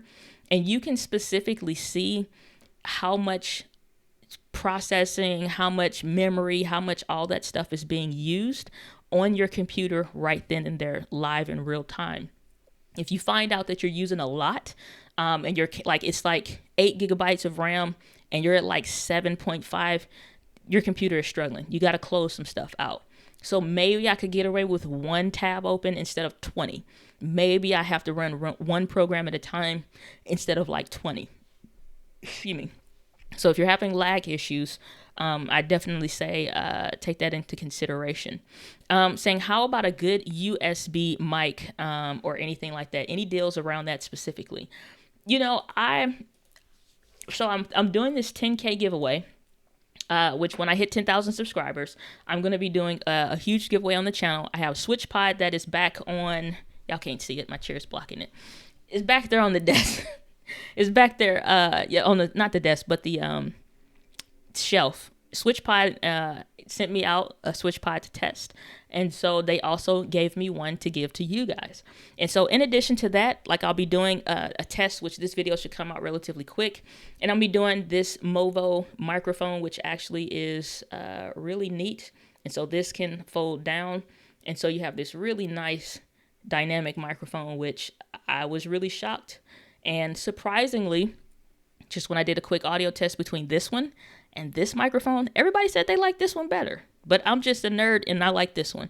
So sue me. But I'm giving this microphone away as soon as I'm done reviewing it. So this is not USB, it is XLR. So you need an audio interface. But just so you guys know, I'm giving this microphone away in addition to a switch pod, in addition to some other stuff. I'm not going to give everything away right now, but we're going to be doing a big 10K giveaway. But when it comes to microphones, as far as the Amazon Prime Day deal, I always look for the ones that I've been looking at throughout the year or what have you. I always check those first. And so you'll always see some of these pretty much random brand, no name ones or whatever, but I wouldn't honestly recommend trying to go real cheap when it comes to this stuff, because it's not until you get, audio interference or that microphone itself is having a delay, it's just not worth it. But I looked into this yesterday. I'm checking again right now. This is the microphone that I use, this Samson Q2U. And unfortunately, where I've shared on like the community tab here on YouTube, it'll be $45 that time. So the fact that it's at $80 is just not worth it right now. And so when it comes to like USB microphones, like go with trusted brands. I didn't see anything that honestly, let me try one more search option here. I didn't see anything before that really stood out to me when it came to like USB microphones from like Rode, Samson, Shure. I didn't see anything that really stands out. So if you get one, you just kind of have to, take a roll at the dices. If you did want to get some other brand, let me check one other thing, and let's try Rode USB microphone. I don't recommend those Yeti microphones. I know somebody's going to ask. This is one brand that I think is probably worth checking out, and that's the Fifine ones. These are similar to those Yeti microphones. Again, the quality it almost sounds terrible. I'm just going to say it. They always sound terrible on those Yeti microphones. They just do. But the Fifine ones are very close to them, but at a cheaper price. But again, this is why I wouldn't recommend it. These are condenser style microphones, and much like that omnidirectional pickup pattern or whatever, most of the time these actually aren't great. I don't care what the descriptions say for like the header up here and all of that. Is most of the time not that great for live streaming. Doesn't mean it's a bad microphone. It's just like not in the best use case. So what I'll do is let me search up here. Looking for cardioid. Okay. And what I was searching for was the word cardioid, and I'll drop that. Well, you can see it on the screen, cardioid up there. And the reason why I'm looking for that is because if it does not have a cardioid polar pattern like I'm seeing here for minimal noise rejection, then it doesn't, which means a microphone like this that you're listening to right now it's a dynamic microphone, and it's only picking up audio right here. Everything else is being rejected. So the reason why you would want, oh my gosh, my niece is blowing me up. No, not right now. I'm busy. Jeez.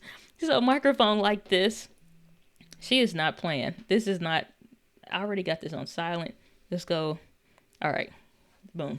All right. So if you're looking for any kind of microphones, this is probably worth taking a look at. I mean, at this point, I don't think we're going to find like the best microphones for sale, but it does have the cardioid pickup pattern, and that's more important than any other detail that they're going to list other than it being for USB. That's worth taking a look at. And so for $63, I mean, you can't really lose with it a ton. Like I said, I've seen some other Fifine microphone reviews, and they sound fine. I have no issues with the audio quality. My only concern is that it sits lower. You have to get a weird tripod, not tripod, but like a boom arm kind of a thing. It just, it hasn't worked out in most people's setups that I've seen or have bought it. And they're like, well, how do I get it to sound better? You need your microphone closer, a better pickup pattern, like some other stuff. But that's my thoughts on that. I don't see anything. Let me see. I can't think of any other brands right now. But as far as USB microphones, it sucks not being able to see those on sale like some of the other ones. I'm going to check the Audio Technicas ATR 2100s or the 2005s. Those would be nice to have on sale. They're not, as far as I can. Yep, I'm looking now. They're not on sale. So that's what sucks. It's like they don't have the stuff on sale, unfortunately. Audio Technica, and yeah, there's no other way around it. Let's see what other questions that we have in the chat, because I'm not seeing anything as far as microphones. Let me see what else I have in the chat. And again, if you guys have any questions, drop those below. If you got some value out of the video thus far, make sure you leave a like button or hit the like button. You can't leave one, but you can press the like button if you're getting some value out of the stream. Let's see here. Going through the chat, I don't believe I missed any. Saying thanks for answering all these, by the way. No worries. Saying on your video about the M50, does the USB-C workaround work with a power bank? So it's not a USB-C on the Canon M50. It's a regular USB micro type B, if that means anything to you. It just is not the most modern version. The adapter that is by the company called Ricep or whatever, however you pronounce it, that I recommended, that actually, it's like, can you use it with a USB-C? I've not tried it, but I wouldn't push it for real. I'm sure if you do like a little adapter, like I have tons of these little adapters, something like this, a little adapter that's regular USB to USB-C, something like this. I'd do something like this if I was going to try it. This versus the cable, to see if it'll work or something like that, instead of, like, depending on what kind of battery bank that you have. But I just, some of these electronics and stuff like that, I just wouldn't push it or try to get super duper creative with it. It's already USB as far as being able to, have an AC connection from your camera and bypass that a little bit. So I would just stick with the regular USB 2.0, which is what that runs with. And you're saying would that workaround work as far as avoiding a 30-minute shutoff? No, the power adapter has nothing to do with the 30-minute timeout. The 30-minute timeout on the Canon M50 is just solely the camera going to sleep.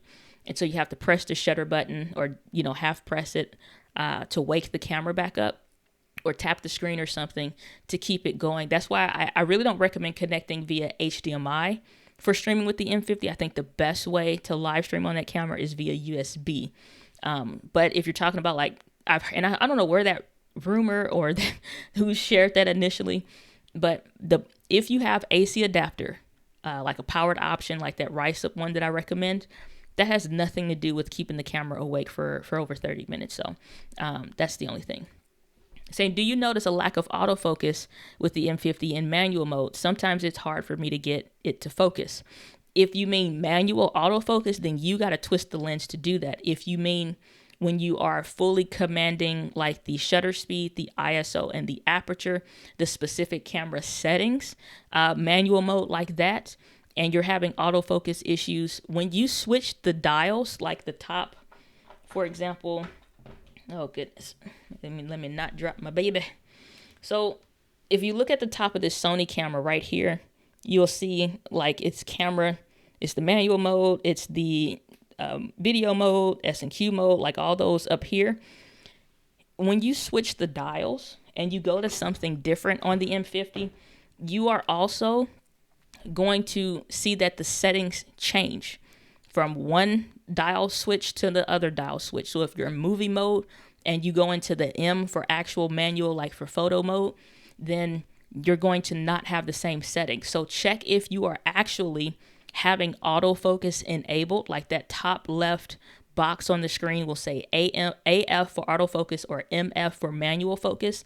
If you're not seeing that, then something is off, So make sure that you actually have the same settings dialed in from the actual previous menu. So if I'm going to, like, for example, I did an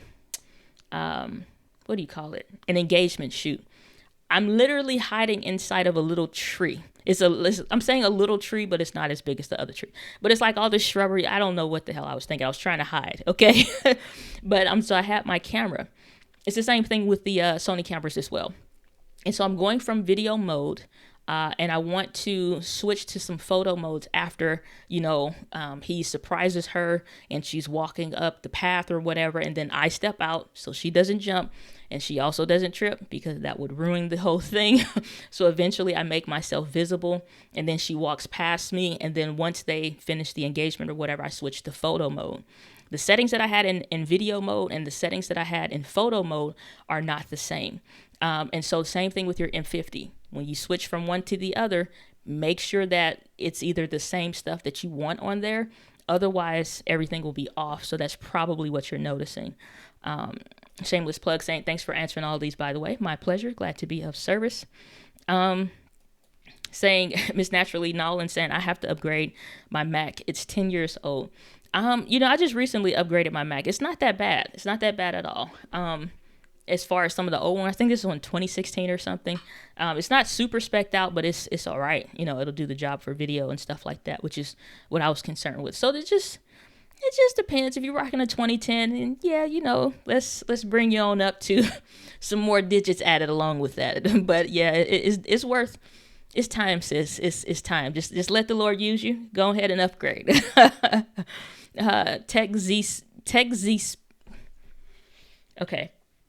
I'm setting a new rule on the channel, effective now. If I cannot pronounce your channel name, I'm just not even going to try to say it, because I just butcher it. So Tech Z, good to see you.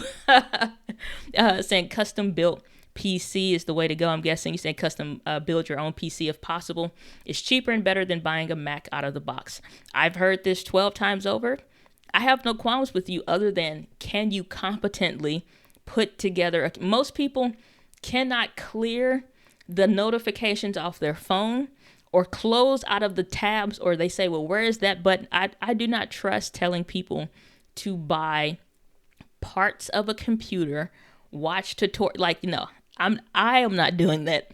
If you are more tech savvy and that is your jam, you could take $500 to $800 to build you a masterful, amazing little PC computer that'll work for you. I'm not in that field to suggest that to you. Because it's just like when something goes wrong, you need to also be competently able to repair that or identify the problem to repair that. That's a no-go over here. So I get it. For some people, just not saying I cannot. Yeah, this is another thing. Time is a factor. Don't have time. I can get it. Honestly, I used to think the same thing, but building a PC is really better. It is, but not for me. When something goes wrong for me, I want to take it to the shop, and you do that because the time that it would cost me, it just depends on who you are, and what I'm saying, price per value. It's not worth it to me for the price savings to not be able to send it in for repairs, not be able to, utilize a warranty. That is just not my life. So I'm not willing to do all that. So what else we got here? No, see, here's the thing. I'm not last on this bit. And now you done got me on a soapbox.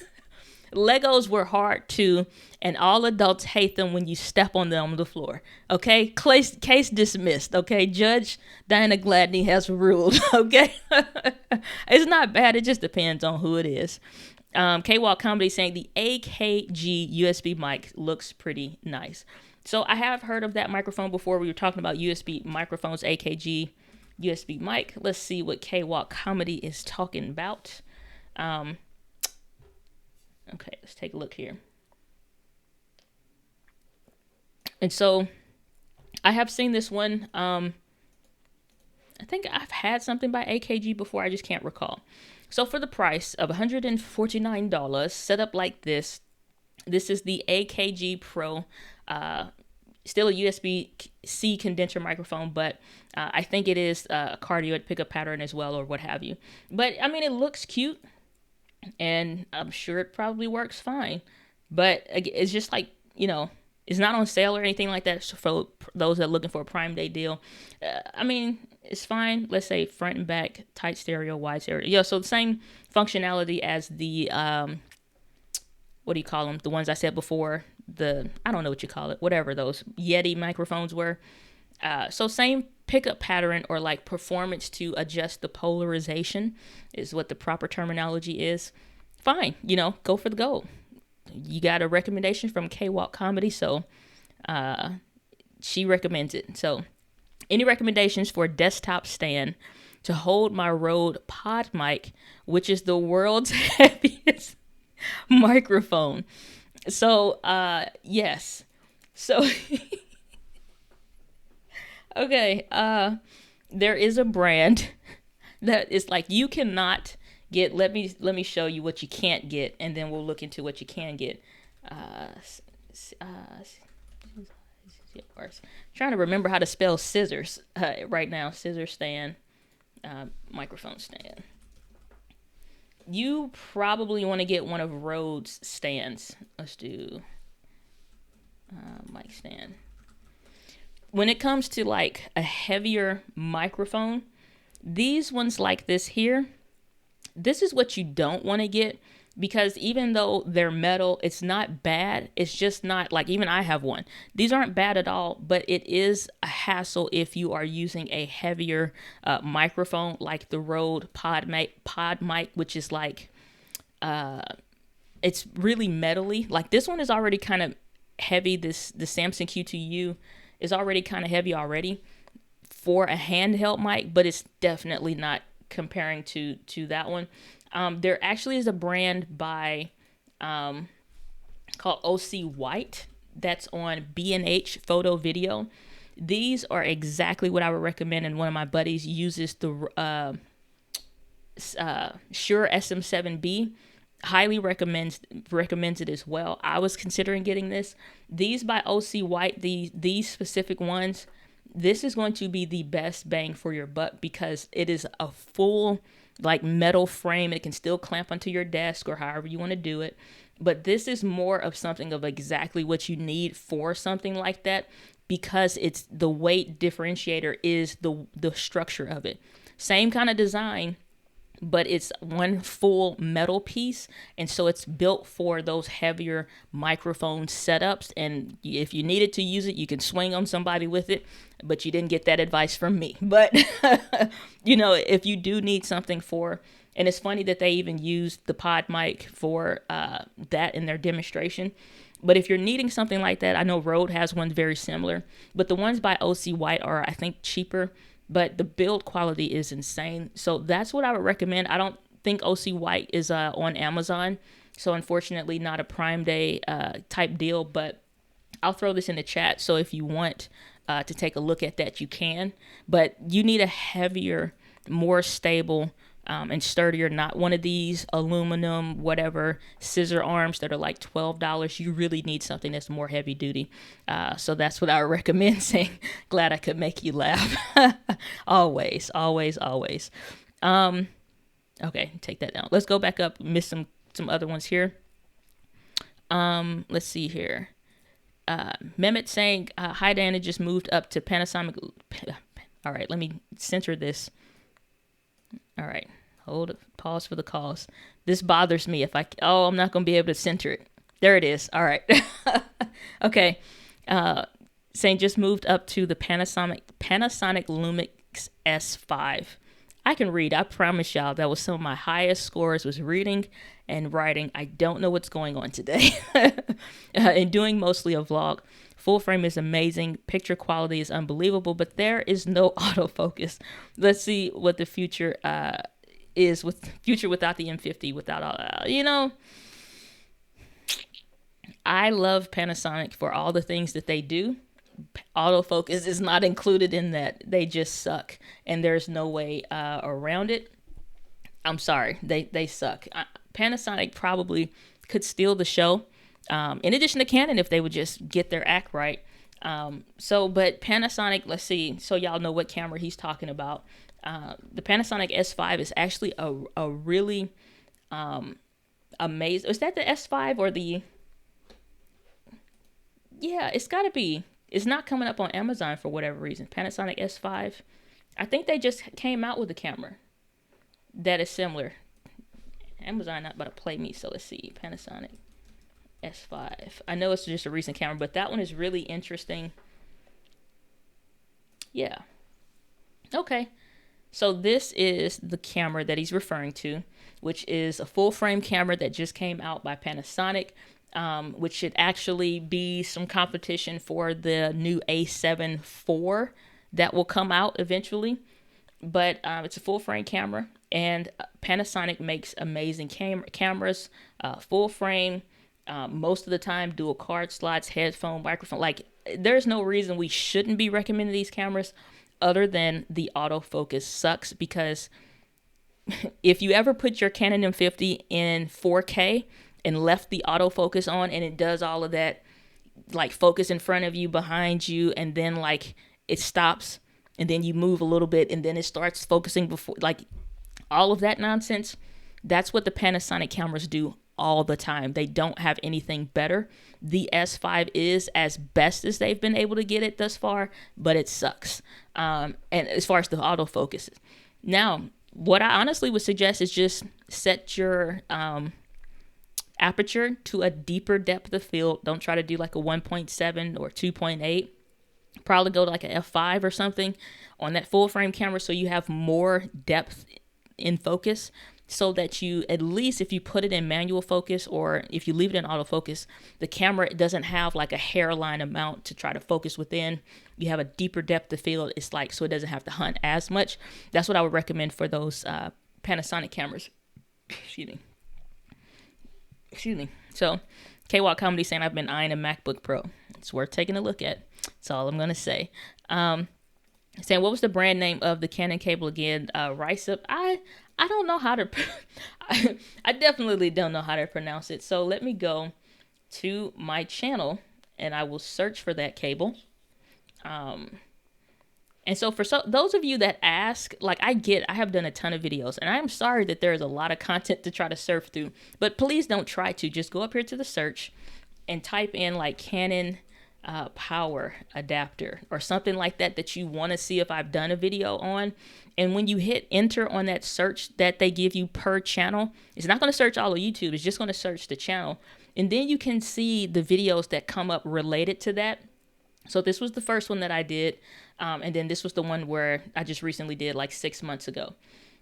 So this Ricep whatever one, which unfortunately, which I was saying in this, that these Capaxon ones, they're just out of stock forever, for like over a year or more. This is the one by the company Ricep. I will throw this in the chat as well. Actually, you know what? I'll wait. Let's wait. Let me grab a link for that real quick, and I'll throw that in the chat so you have that. All right, so that's done. So this is an adapter. I've had it for quite some time. And so you can get the one that like just has the USB on the end, or you can get the one that comes with the little, well, one of these is supposed to have a wall adapter with it. USB adapter. Maybe they changed this. This would have had to change recently, because one had supposed to have had the little power adapter with it. But if any of the ones that really connect with your phone, it'll be fine. It's not going to do a whole lot different than the one that they would send you, which is just probably cheaper than what you already get with your phone, the little one that connects into the wall. But this is the one that's buy if you have the Canon M50, or I'm trying to think of other similar cameras. I think the Canon M6, maybe the M6 Mark II, they use this battery. I don't know about the Mark II, but I think the regular M6 did. But it's a dummy battery system that I highly recommend. $20, you can't go wrong. I've used mine for probably as long as I've had, since I found it, which you saw, like, what's that, January 2019? I've had no issues with it, but I also don't actively use it anymore. So that's a thing. Let's see here. Any other questions? Said, thanks a lot, Elbow. No worries. Saying, good to know about the channel search per channel. Yeah, it's like if you ever are trying to dig through content on a channel, please don't go to the videos tab and just start scrolling. Go and use the search feature on the channel so you can save yourself. That way you instantly know if there is a relative video about it or if it's not, so you don't get frustrated. Saying, just bought the Ricep after giving up waiting for a Canon branded one. It seems fine. Yeah, that's the unfortunate thing. Canon, I tried to get some. It just was not making sense. They sold it separately, and then they stopped selling them.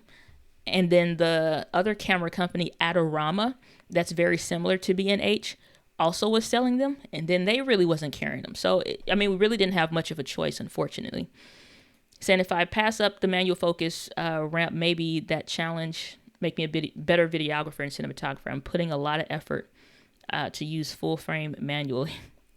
I mean, you know, it is what it is. I'm not gonna say a word. So would you please refer me to a lens and a cheap way to use with the adapter in Panasonic? I just have the 20 to 80 millimeter kit lens. So when it comes to Panasonic cameras, you actually have a lot of lenses that you can use, even that has manual focus or is autofocus, because that micro four, well, I take that back. You have the S5, not the micro four thirds camera.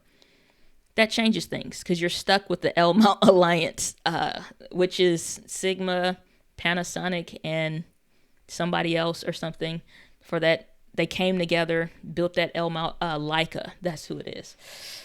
I mean, you know, I don't know if I can recommend anything. So that's the problem with the lens mount, unfortunately. And you would have to backtrack. Like, so this mount that they have, is Sigma, Panasonic, and Leica that came together. Leica doesn't have a whole lot because their stuff is super expensive. They are really for a really high-end market with their cameras. And Sigma hasn't created a lot for these lens mounts, unfortunately. Let's look at B&H because that's honestly better than Amazon real quick, and see what we can find for that I would, if I had to do like a quick fix. I wouldn't adapt lenses though. It's already bad with the autofocus. When you start introducing more components, and this is universally for any camera, it starts to get more frustrating. So let's look at mirrorless. And so let's go to, we don't want to do by brand. So if you ever use B&H or if you're not familiar, let me backtrack real quick. So what I'll do is I go up here to photography tab, and then I'll click on lenses. Well, I clicked on it now. I would click on lenses here to get to see what they have. And then I'll go to mirrorless because it does make a difference. For that one specifically, it's only a mirrorless mount. And I don't want to go based off of brand like you would think, well, let's just search Panasonic or something. But there are 3 different brands that you can use with that one. So I would look at the mount. So of those, we have the Leica L mount, which will fit that. But they don't have anything for Panasonic specifically, which is really interesting. So we'd have to go based off of that Leica L mount. And then, like, that's what I'm saying, like the Leica stuff is not... It's not cheap. I don't want to go based off bestsellers. Let's look at low to high for the price. You can do this for any brand if anybody's looking for a lens. I don't know if you want manual focus or, let's see here, zoom focal length. They have some other stuff, focus type. Let's see what they have for autofocus. Just so you have the flexibility, you can always still put it in manual. Okay, so now we got this down to a reasonable search. And again, you guys can do this for any brand of camera or whatever. We're just doing this for his since he asked. So you got the Sigma 30mm f1.4 that could fit that camera. That's $300. So if you are liking the looks that you see on YouTube when it comes to, like, this one is the Sigma 16. They have one just like this. It's just a little bit of a closer focal length, which is the one we're looking at, which is a 30mm. And so this one would be good. If you're trying to take a look at it, you also still have that 16mm 419. That is for that Leica L mount that you could use. They also have another one. They do this for the EFM, for like the M50s. They also do this for Sony. They're doing it for the L mount. So you have some good starting options, some really nice primes. The 56, if that's important to your work. And then you can see as it goes up, like this one is a manual focus lens. I don't know if you into that kind of world, but that's not where I'm trying to live my life. So, you know, and just look around. So this 20 to 60, I think is what you have, which is the kit lens that comes with it. And if you don't plan on using it, sell it, because you can see what it's selling like for new. So maybe you get $400, $450 or something like that for that, since it's still in new condition. If you resold that, and then put that towards maybe a lens that you actually want, or you can keep it and, use it or whatever. But that's what I would do as far as like if you're looking for lens options, more budget friendly for specific cameras, that's the route that I would take. This be trucking. Good to see you. Glad you're here. Saying the Canon M50 Mark II rumors have come out. They have. I've covered that on, I think, the last live stream that we did for the last Friday live helpcast. But the rumors aren't heavy enough to really suggest what is actually going to be with the camera. But if you go to canonrumors.com, then you'll be able to see any rumors that are kind of like potentially coming out or whatever. Oh, snap. Hold on. Pause for the cause. I wish I had some of that. This just in. It says here, and I was just going to Canon Rumors to pull it up. It said the EOS M50 Mark II information leaks ahead of the official. So this is good. I'm glad that you brought that up. So thank you very much. Let's take a look here, because this is what I look for when I'm looking for rumors. I want to see, are we at like a CR3 or 4 where it's like right about to come out? Because until then, we're just kind of guessing. And so y'all have to forgive any pop-ups that come up or whatever on this website. I have no control over that, even with the pop-up blocker on. So it looks like the rumors are going to be true, or to some extent. So let's see what's coming out. So we get the Digic 8, which is what we've seen of, like, I think the 90D. APS-C, which is what we expect. 24 million pixels. Okay, that's fine. 4K video with the 4K frame cutout. Okay, so that's normal. Somewhat cropped 4K, but that's fine. All right. Photography. I'm sorry if you're a photography person. I don't care about photography stuff because it's always really good. It's never bad. They improved the display speed on the autofocus frame. Eye detection that detects the pupil of the subject and focuses on it can now be in the autofocus mode, which is what that is. Capture facial expressions as well. That's interesting because some of these cameras, like, I know it's like Sony has some modes or whatever. You flip the screen up and you can put it in like a selfie mode. And if you smile, then it detects the smile and will take a picture. And then you can also register your face. So if you're in a crowd of people or something like that, or if you're vlogging in the city, then like anytime I get a camera and it has that, I'll register my face. So it prioritizes focusing on me versus anybody else.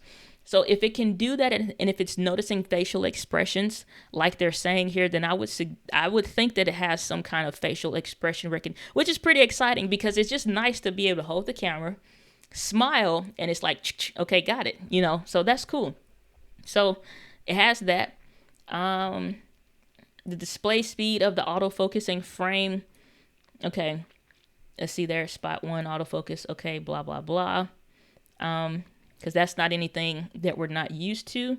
So tap subject selection, which is that tap to focus kind of a thing, which works well. A vari-angle LCD, which means it's like the regular Canon M50. It flips all the way around. Supports Wi-Fi and Bluetooth. So I'm hoping, here's something that we haven't seen when it comes to the M50 stuff. The app is already amazing. By far, Canon and Panasonic have some of the best smartphone apps when you're connecting it to your phone. That's one area where Sony really needs to step it up, that they did with the A7S Mark III. But there are other cameras, it just kind of sucks. You don't get enough. If you ever use the app, which is like the bee's knees Hall of Fame, in my opinion, when it comes to that, Canon and Panasonic do the best. If they improve the app for this camera, this will be amazing because it's already really good. So the fact that it has Wi-Fi and Bluetooth, that's awesome. Okay, setting the pairing first, you can automatically connect it with the Bluetooth. And I wonder if they're going to do like some of the Sony cameras can, where you can keep it connected. So I don't always have to keep reconnecting. I literally just go to the app. It recognizes that the Wi-Fi is already on the cameras. Like, do you want to connect to your A6400 or your A6600? I tell it which camera and we're connected and good to go. I could literally be across the room and control my camera. And so that's super helpful. I'm hoping that through the pairing kind of a situation, maybe that's changed a little bit and you can do that more remotely. So let's see here. Image transfer, okay, blah, blah, blah. Are there any other specs kind of a deal? I want to see what else. Okay, supports, okay, video performance. Here we go. Add the vertical location. Okay, not important. Smooth video posting to SNS such as Instagram and YouTube is possible. So here's my question. Either way, it would be fine. So it's saying the vertical video. All right, so vertical video on smartphone. Okay, so that's letting me know a couple things. If they have some kind of vertical video functionality, the screen should rotate when you turn the camera tall, so you can get a vertical video like for Instagram, or if you're doing videos like I've done on Instagram, the Instagram Reels, then it should register that as a tall, so you don't have to change that. So I'm hoping that's the thing. And I believe I'm not sure what this SNS deals with, if that means that you can transfer from the camera, transfer from the camera to your phone, or transfer from the camera straight to Instagram or something like that. Cameras could do it. I just don't know why they haven't like linked it together to borrow the Wi-Fi off the phone to upload, because quiet as kept, the G7X Mark III, which I am hoping they add that to every camera moving forward. The G7X Mark III could live stream from the actual camera straight to YouTube. You literally could do it all inside of the camera. You did not have to use a cam link or none of that. And it was a brilliant feature that just has not been talked about enough, because the camera autofocus sucked and it overheated. And it's just like crap. Like we have not seen that anywhere else, or at least nobody's talking about it. I haven't seen it on any spec sheets. So I'm hoping that this whole stat here about SNS posting to like Instagram and YouTube or whatever, I wonder if there is some level we can do that already. Let's see here. Okay, we might, says live distribution on YouTube is possible. There we go. Boy, let me see. Where's my music at? Crowd applause. Listen, this is the Bee's Knees Hall of Fame feature of the year. I don't care what nobody says. That is what I'm talking about. This right here, this is exactly what I wanted. Live distribution on YouTube is possible with just the camera itself, without pairing it to anything, simply by connecting to Wi-Fi. Freaking well done, Canon. Round of applause. Do you hear me? Because this changes the game. There's no reason that other cameras shouldn't be doing that. Every other brand now just got put on notice when it comes to live streaming, and I'm super pumped about that, because here's what this makes possible. If you can do this, cam link sales just drop. Ethernet cable sales just drop.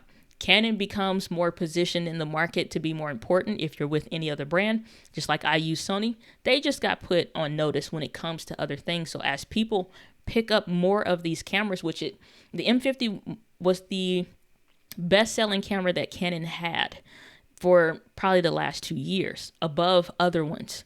So especially in that price point, for that reason alone, like I said, I wonder if the M50 mount is going to die. It's not looking all that great because they're not releasing lenses. I'm concerned about that. But like I said, for my work, my use case, I can't wait on them. Okay, well, does that mean I'm going to switch back to Canon? No, but it would be something fun to pick up if I wanted it. I can't see myself, though, too, going back to it, but it just makes it easy and stupid simple where I can make a recommendation for a camera, because just because I switched to something, like I probably bought like 8 Panasonic cameras or so, or like 6. Maybe 6 Panasonic cameras I think I owned.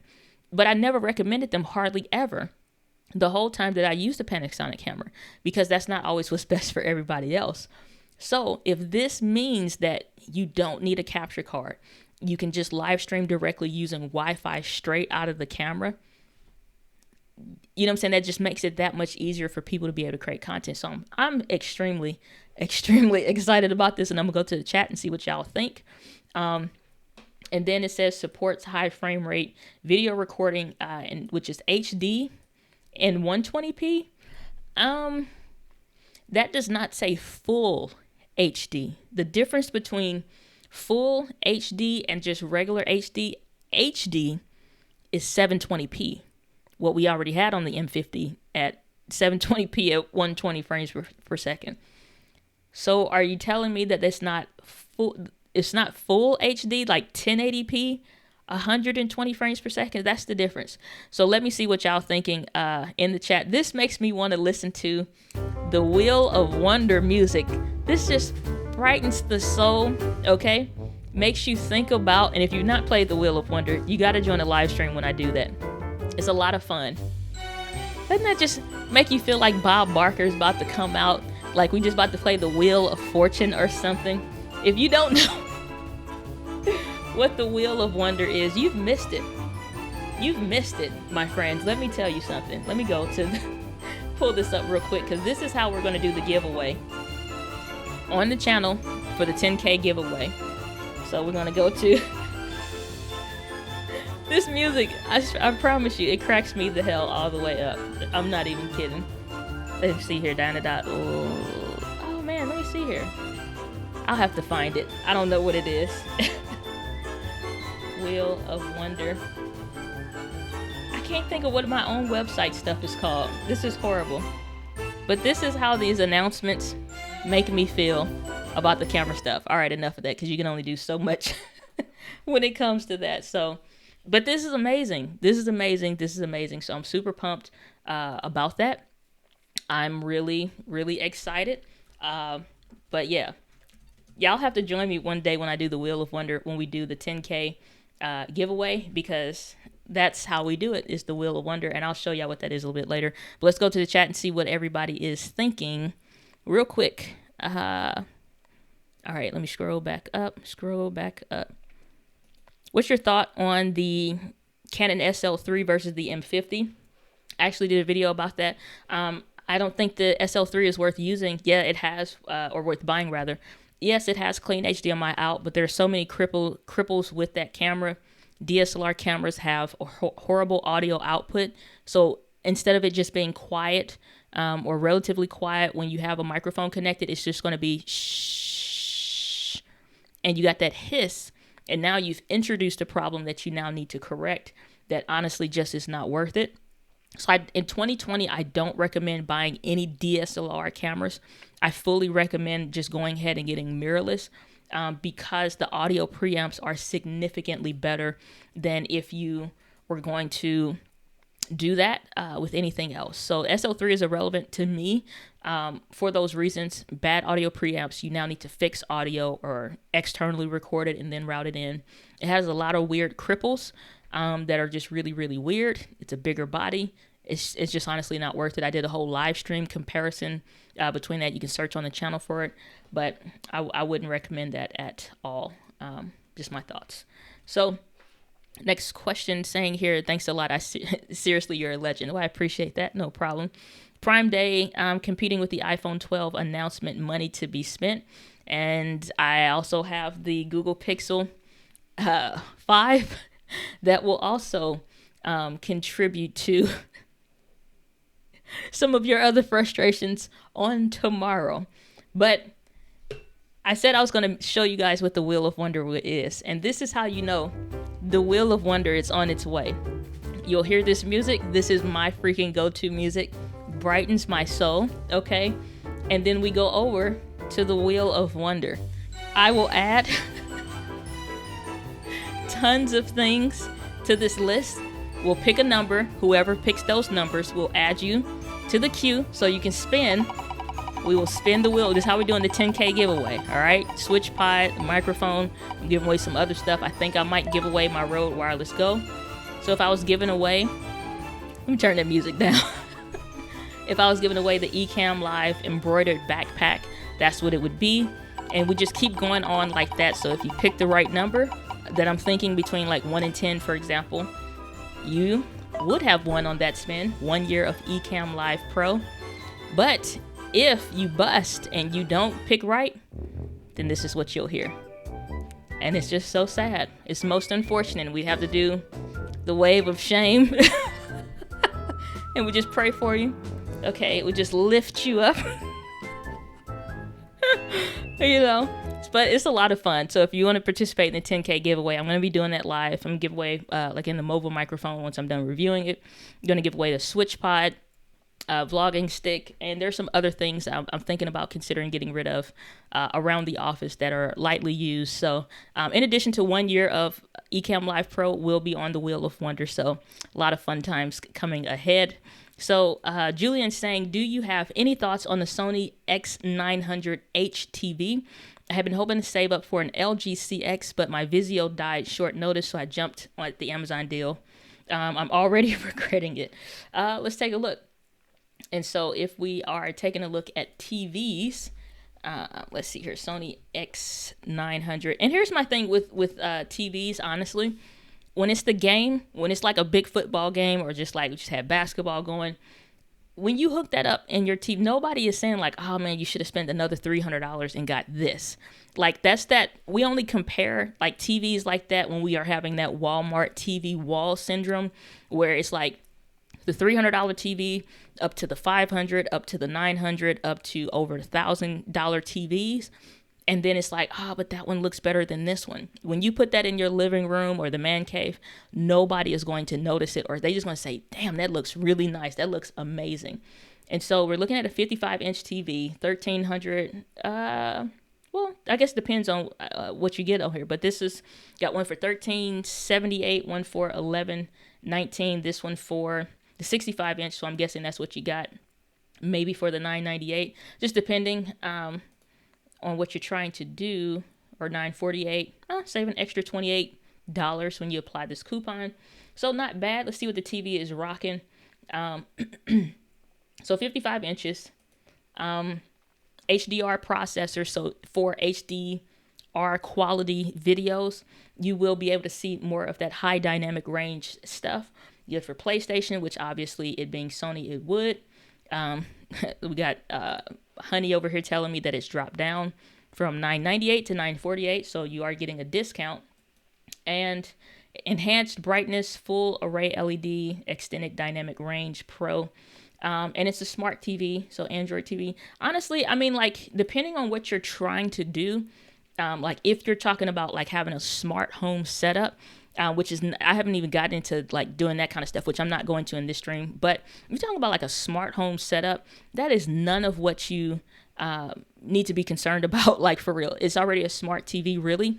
It's just about making sure it can do what you want it to do. So I wouldn't worry about how it compares to something else.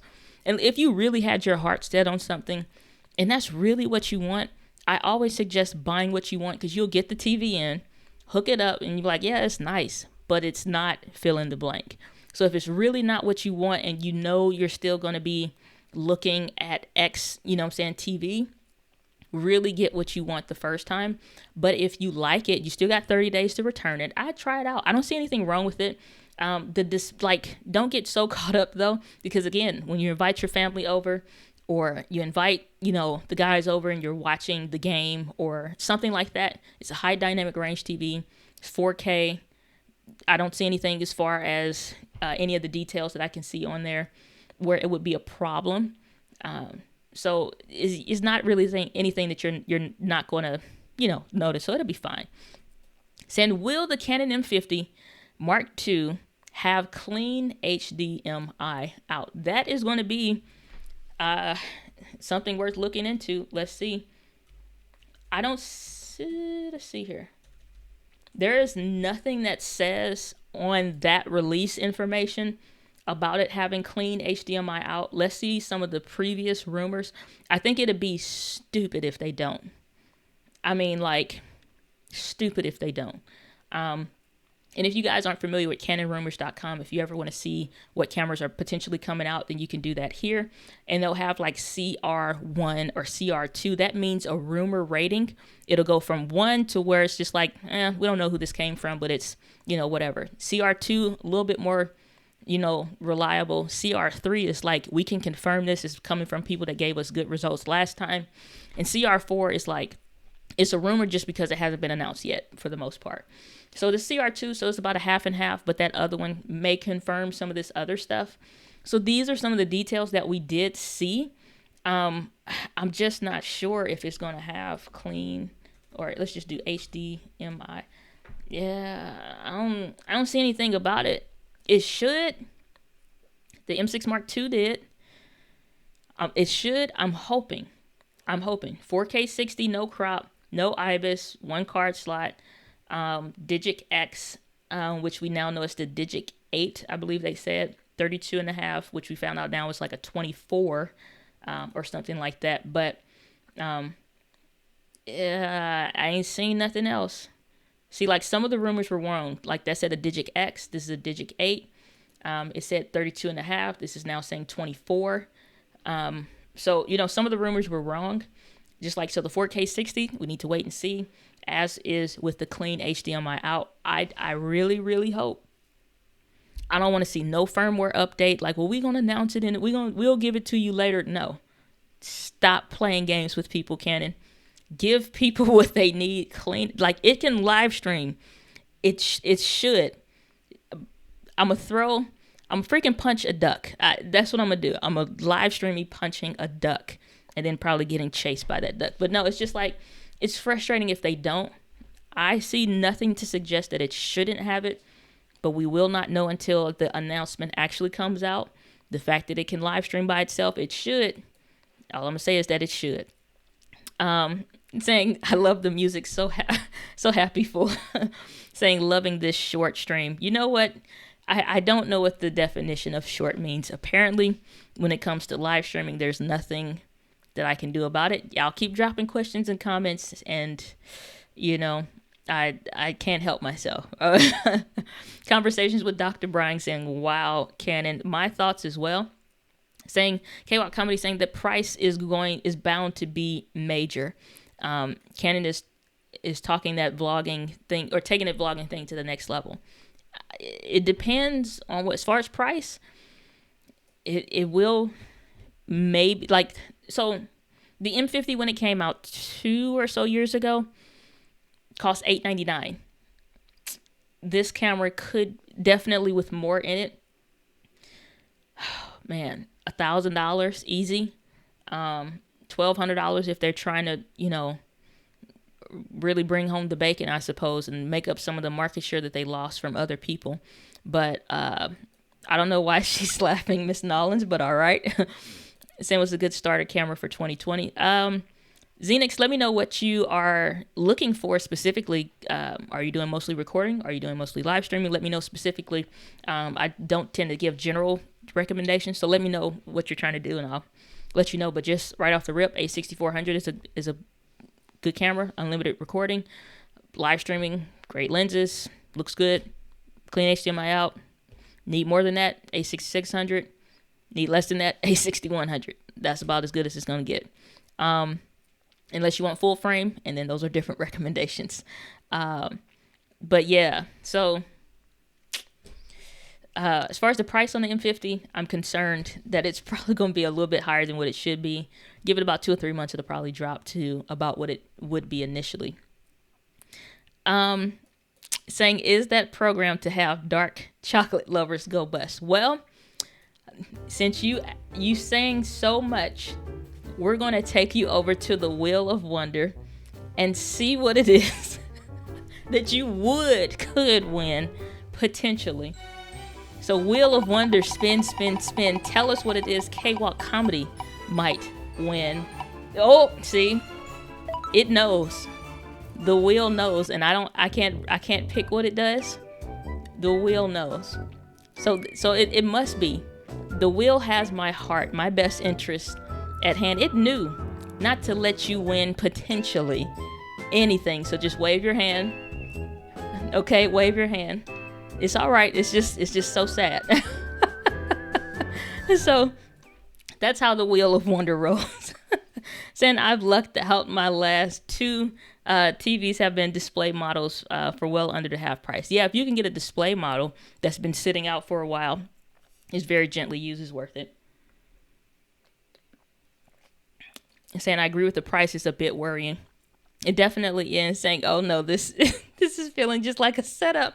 I have no control over the Wheel of Wonder. It is not my fault. It does what it wants to do. All right. It's a randomization. It just knows when you dark chocolate lovers start to attack me, and when to just, and it's funny. It's funny that it picked that. It was perfect. Just perfect. So I mean, you know, it is what it is. Anita saying this is cool. I need to learn how to do this giveaway thing. Yeah.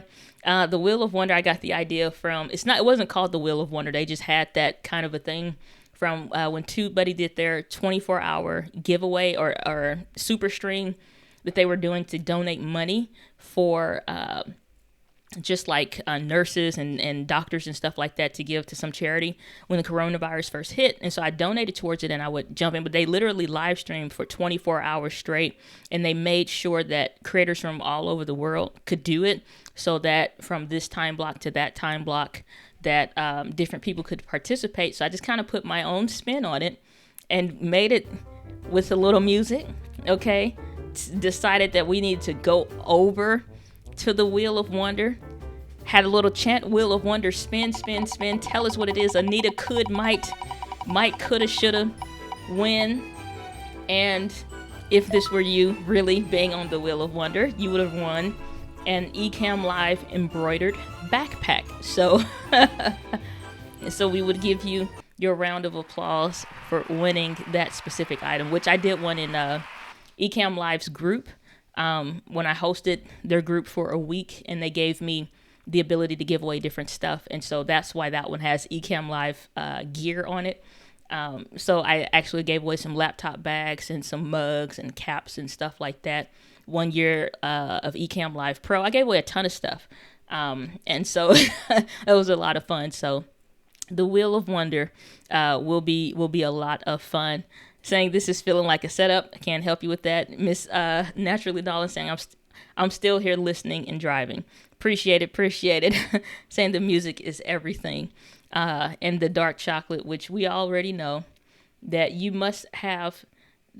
Yep, eat more white chocolate and you will feel better. That's what we do for the dark chocolate lovers.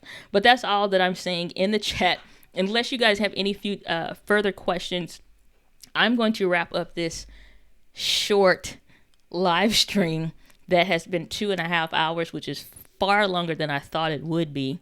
But, you know, I'm glad everybody's got value out of it. If you haven't already, hit the like button. If you're getting value out of today, whether you watch this live or on the replay, thanks for your time and attention and being here, but hit that like button and let me know that you care. I think somebody probably already hit the thumbs down button at one point. It's like one person. And they have to be like an ultra dark chocolate lover that it's like I'll see certain videos. It'll have like the one you saw had like 475 thumbs up and like 2 thumbs down. It's just like, it's like, what did you not like? And it's like they'll never comment and say, oh, you forgot this or this is wrong or like it's just like it's never nothing. So I just assume I've pissed 1 to 2 people off that stay subscribed that just always, it's like even on a live stream. It'll be, I don't know, what's this one, like 30 thumbs up already? It'll be like 1 thumbs down. It's just like, no, screw you, Diana. I hate you. Get on my nerves. I didn't win anything on the Wheel of Wonder. You suck. It just makes me laugh. It doesn't bother me. I've been doing content creation long enough. Just like, you got to let this stuff roll off your shoulder. But it is funny to see. It's just like when it's like 1 or 2. Instead of like maybe 12 or 30 or something to say like, okay, something missed the mark maybe. But it's just funny when you just see like 1 or 2, but it is what it is. Anita saying there's always one. It definitely is. Steve is asking audio geek question. Mic sounds great. Straight into the audio interface or using compression? Keep up the good work. Really helpful video. So this actually will surprise a lot of people. I'm using the Samson Q2U. And this is not using any compression. This is not using any apps or tools to make it sound better. This is exactly as this microphone sounds straight out of the box. And furthermore, I've put this into my USB-C adapter that is connected to my computer. So it's not even going just straight into the computer. It is connected to a USB-C adapter. But this is why I picked this microphone, because something like this Movo microphone, while it's amazing, it sounds good, has a lot of use cases and stuff like that, it requires XLR, which at the very smallest setup, excuse me, it would require me to use an audio interface. So my Zoom H6, I would set that on the desk, and I did some videos and live streams with it and stuff. It's just not worth it for what you are getting straight out of the box or whatever the case is. So You know, it's like, but when the day comes, we will add this Movo microphone like a Vanna White would, okay? Just like we have this up on the Wheel of Wonder for the 10K giveaway. Go over to the Wheel of Wonder. See if you might win. Probably not though, but so, but yeah, it's like, it's just not worth it, you know, for me. So it's just USB to USB. That's all it is. Nothing special. Debut Guitar saying good info. My pleasure. K-Walk Comedy saying we appreciate you. Thank you. My pleasure. K-Walk Comedy saying not me. You crack me up. Crack me up. All right, guys. That is where I'm going to leave it for today's Helpcast. If not Helpcast, but live stream, whatever. Y'all know what the deal is. Either way, I appreciate your time and your attention and for you being here, sharing part of your day with me. Hopefully you got some value out of the live stream. Remember, I'm going to be sharing links to the blog post, which is already down in the description. That will get updated consistently with new Amazon Prime Day deals that you will be able to consistently see. Oh, somebody came in just a second. Well, let me see there. Let's see. Tammy, you're saying I have a Canon M50. Just ordered the Comica for vlogging. Excited to start my YouTube music channel. Thanks for your help. My pleasure, Tammy. Glad to be of assistance. I just saw your comment come in there. So, but guys, with that, live with passion. I'll see you on the next video.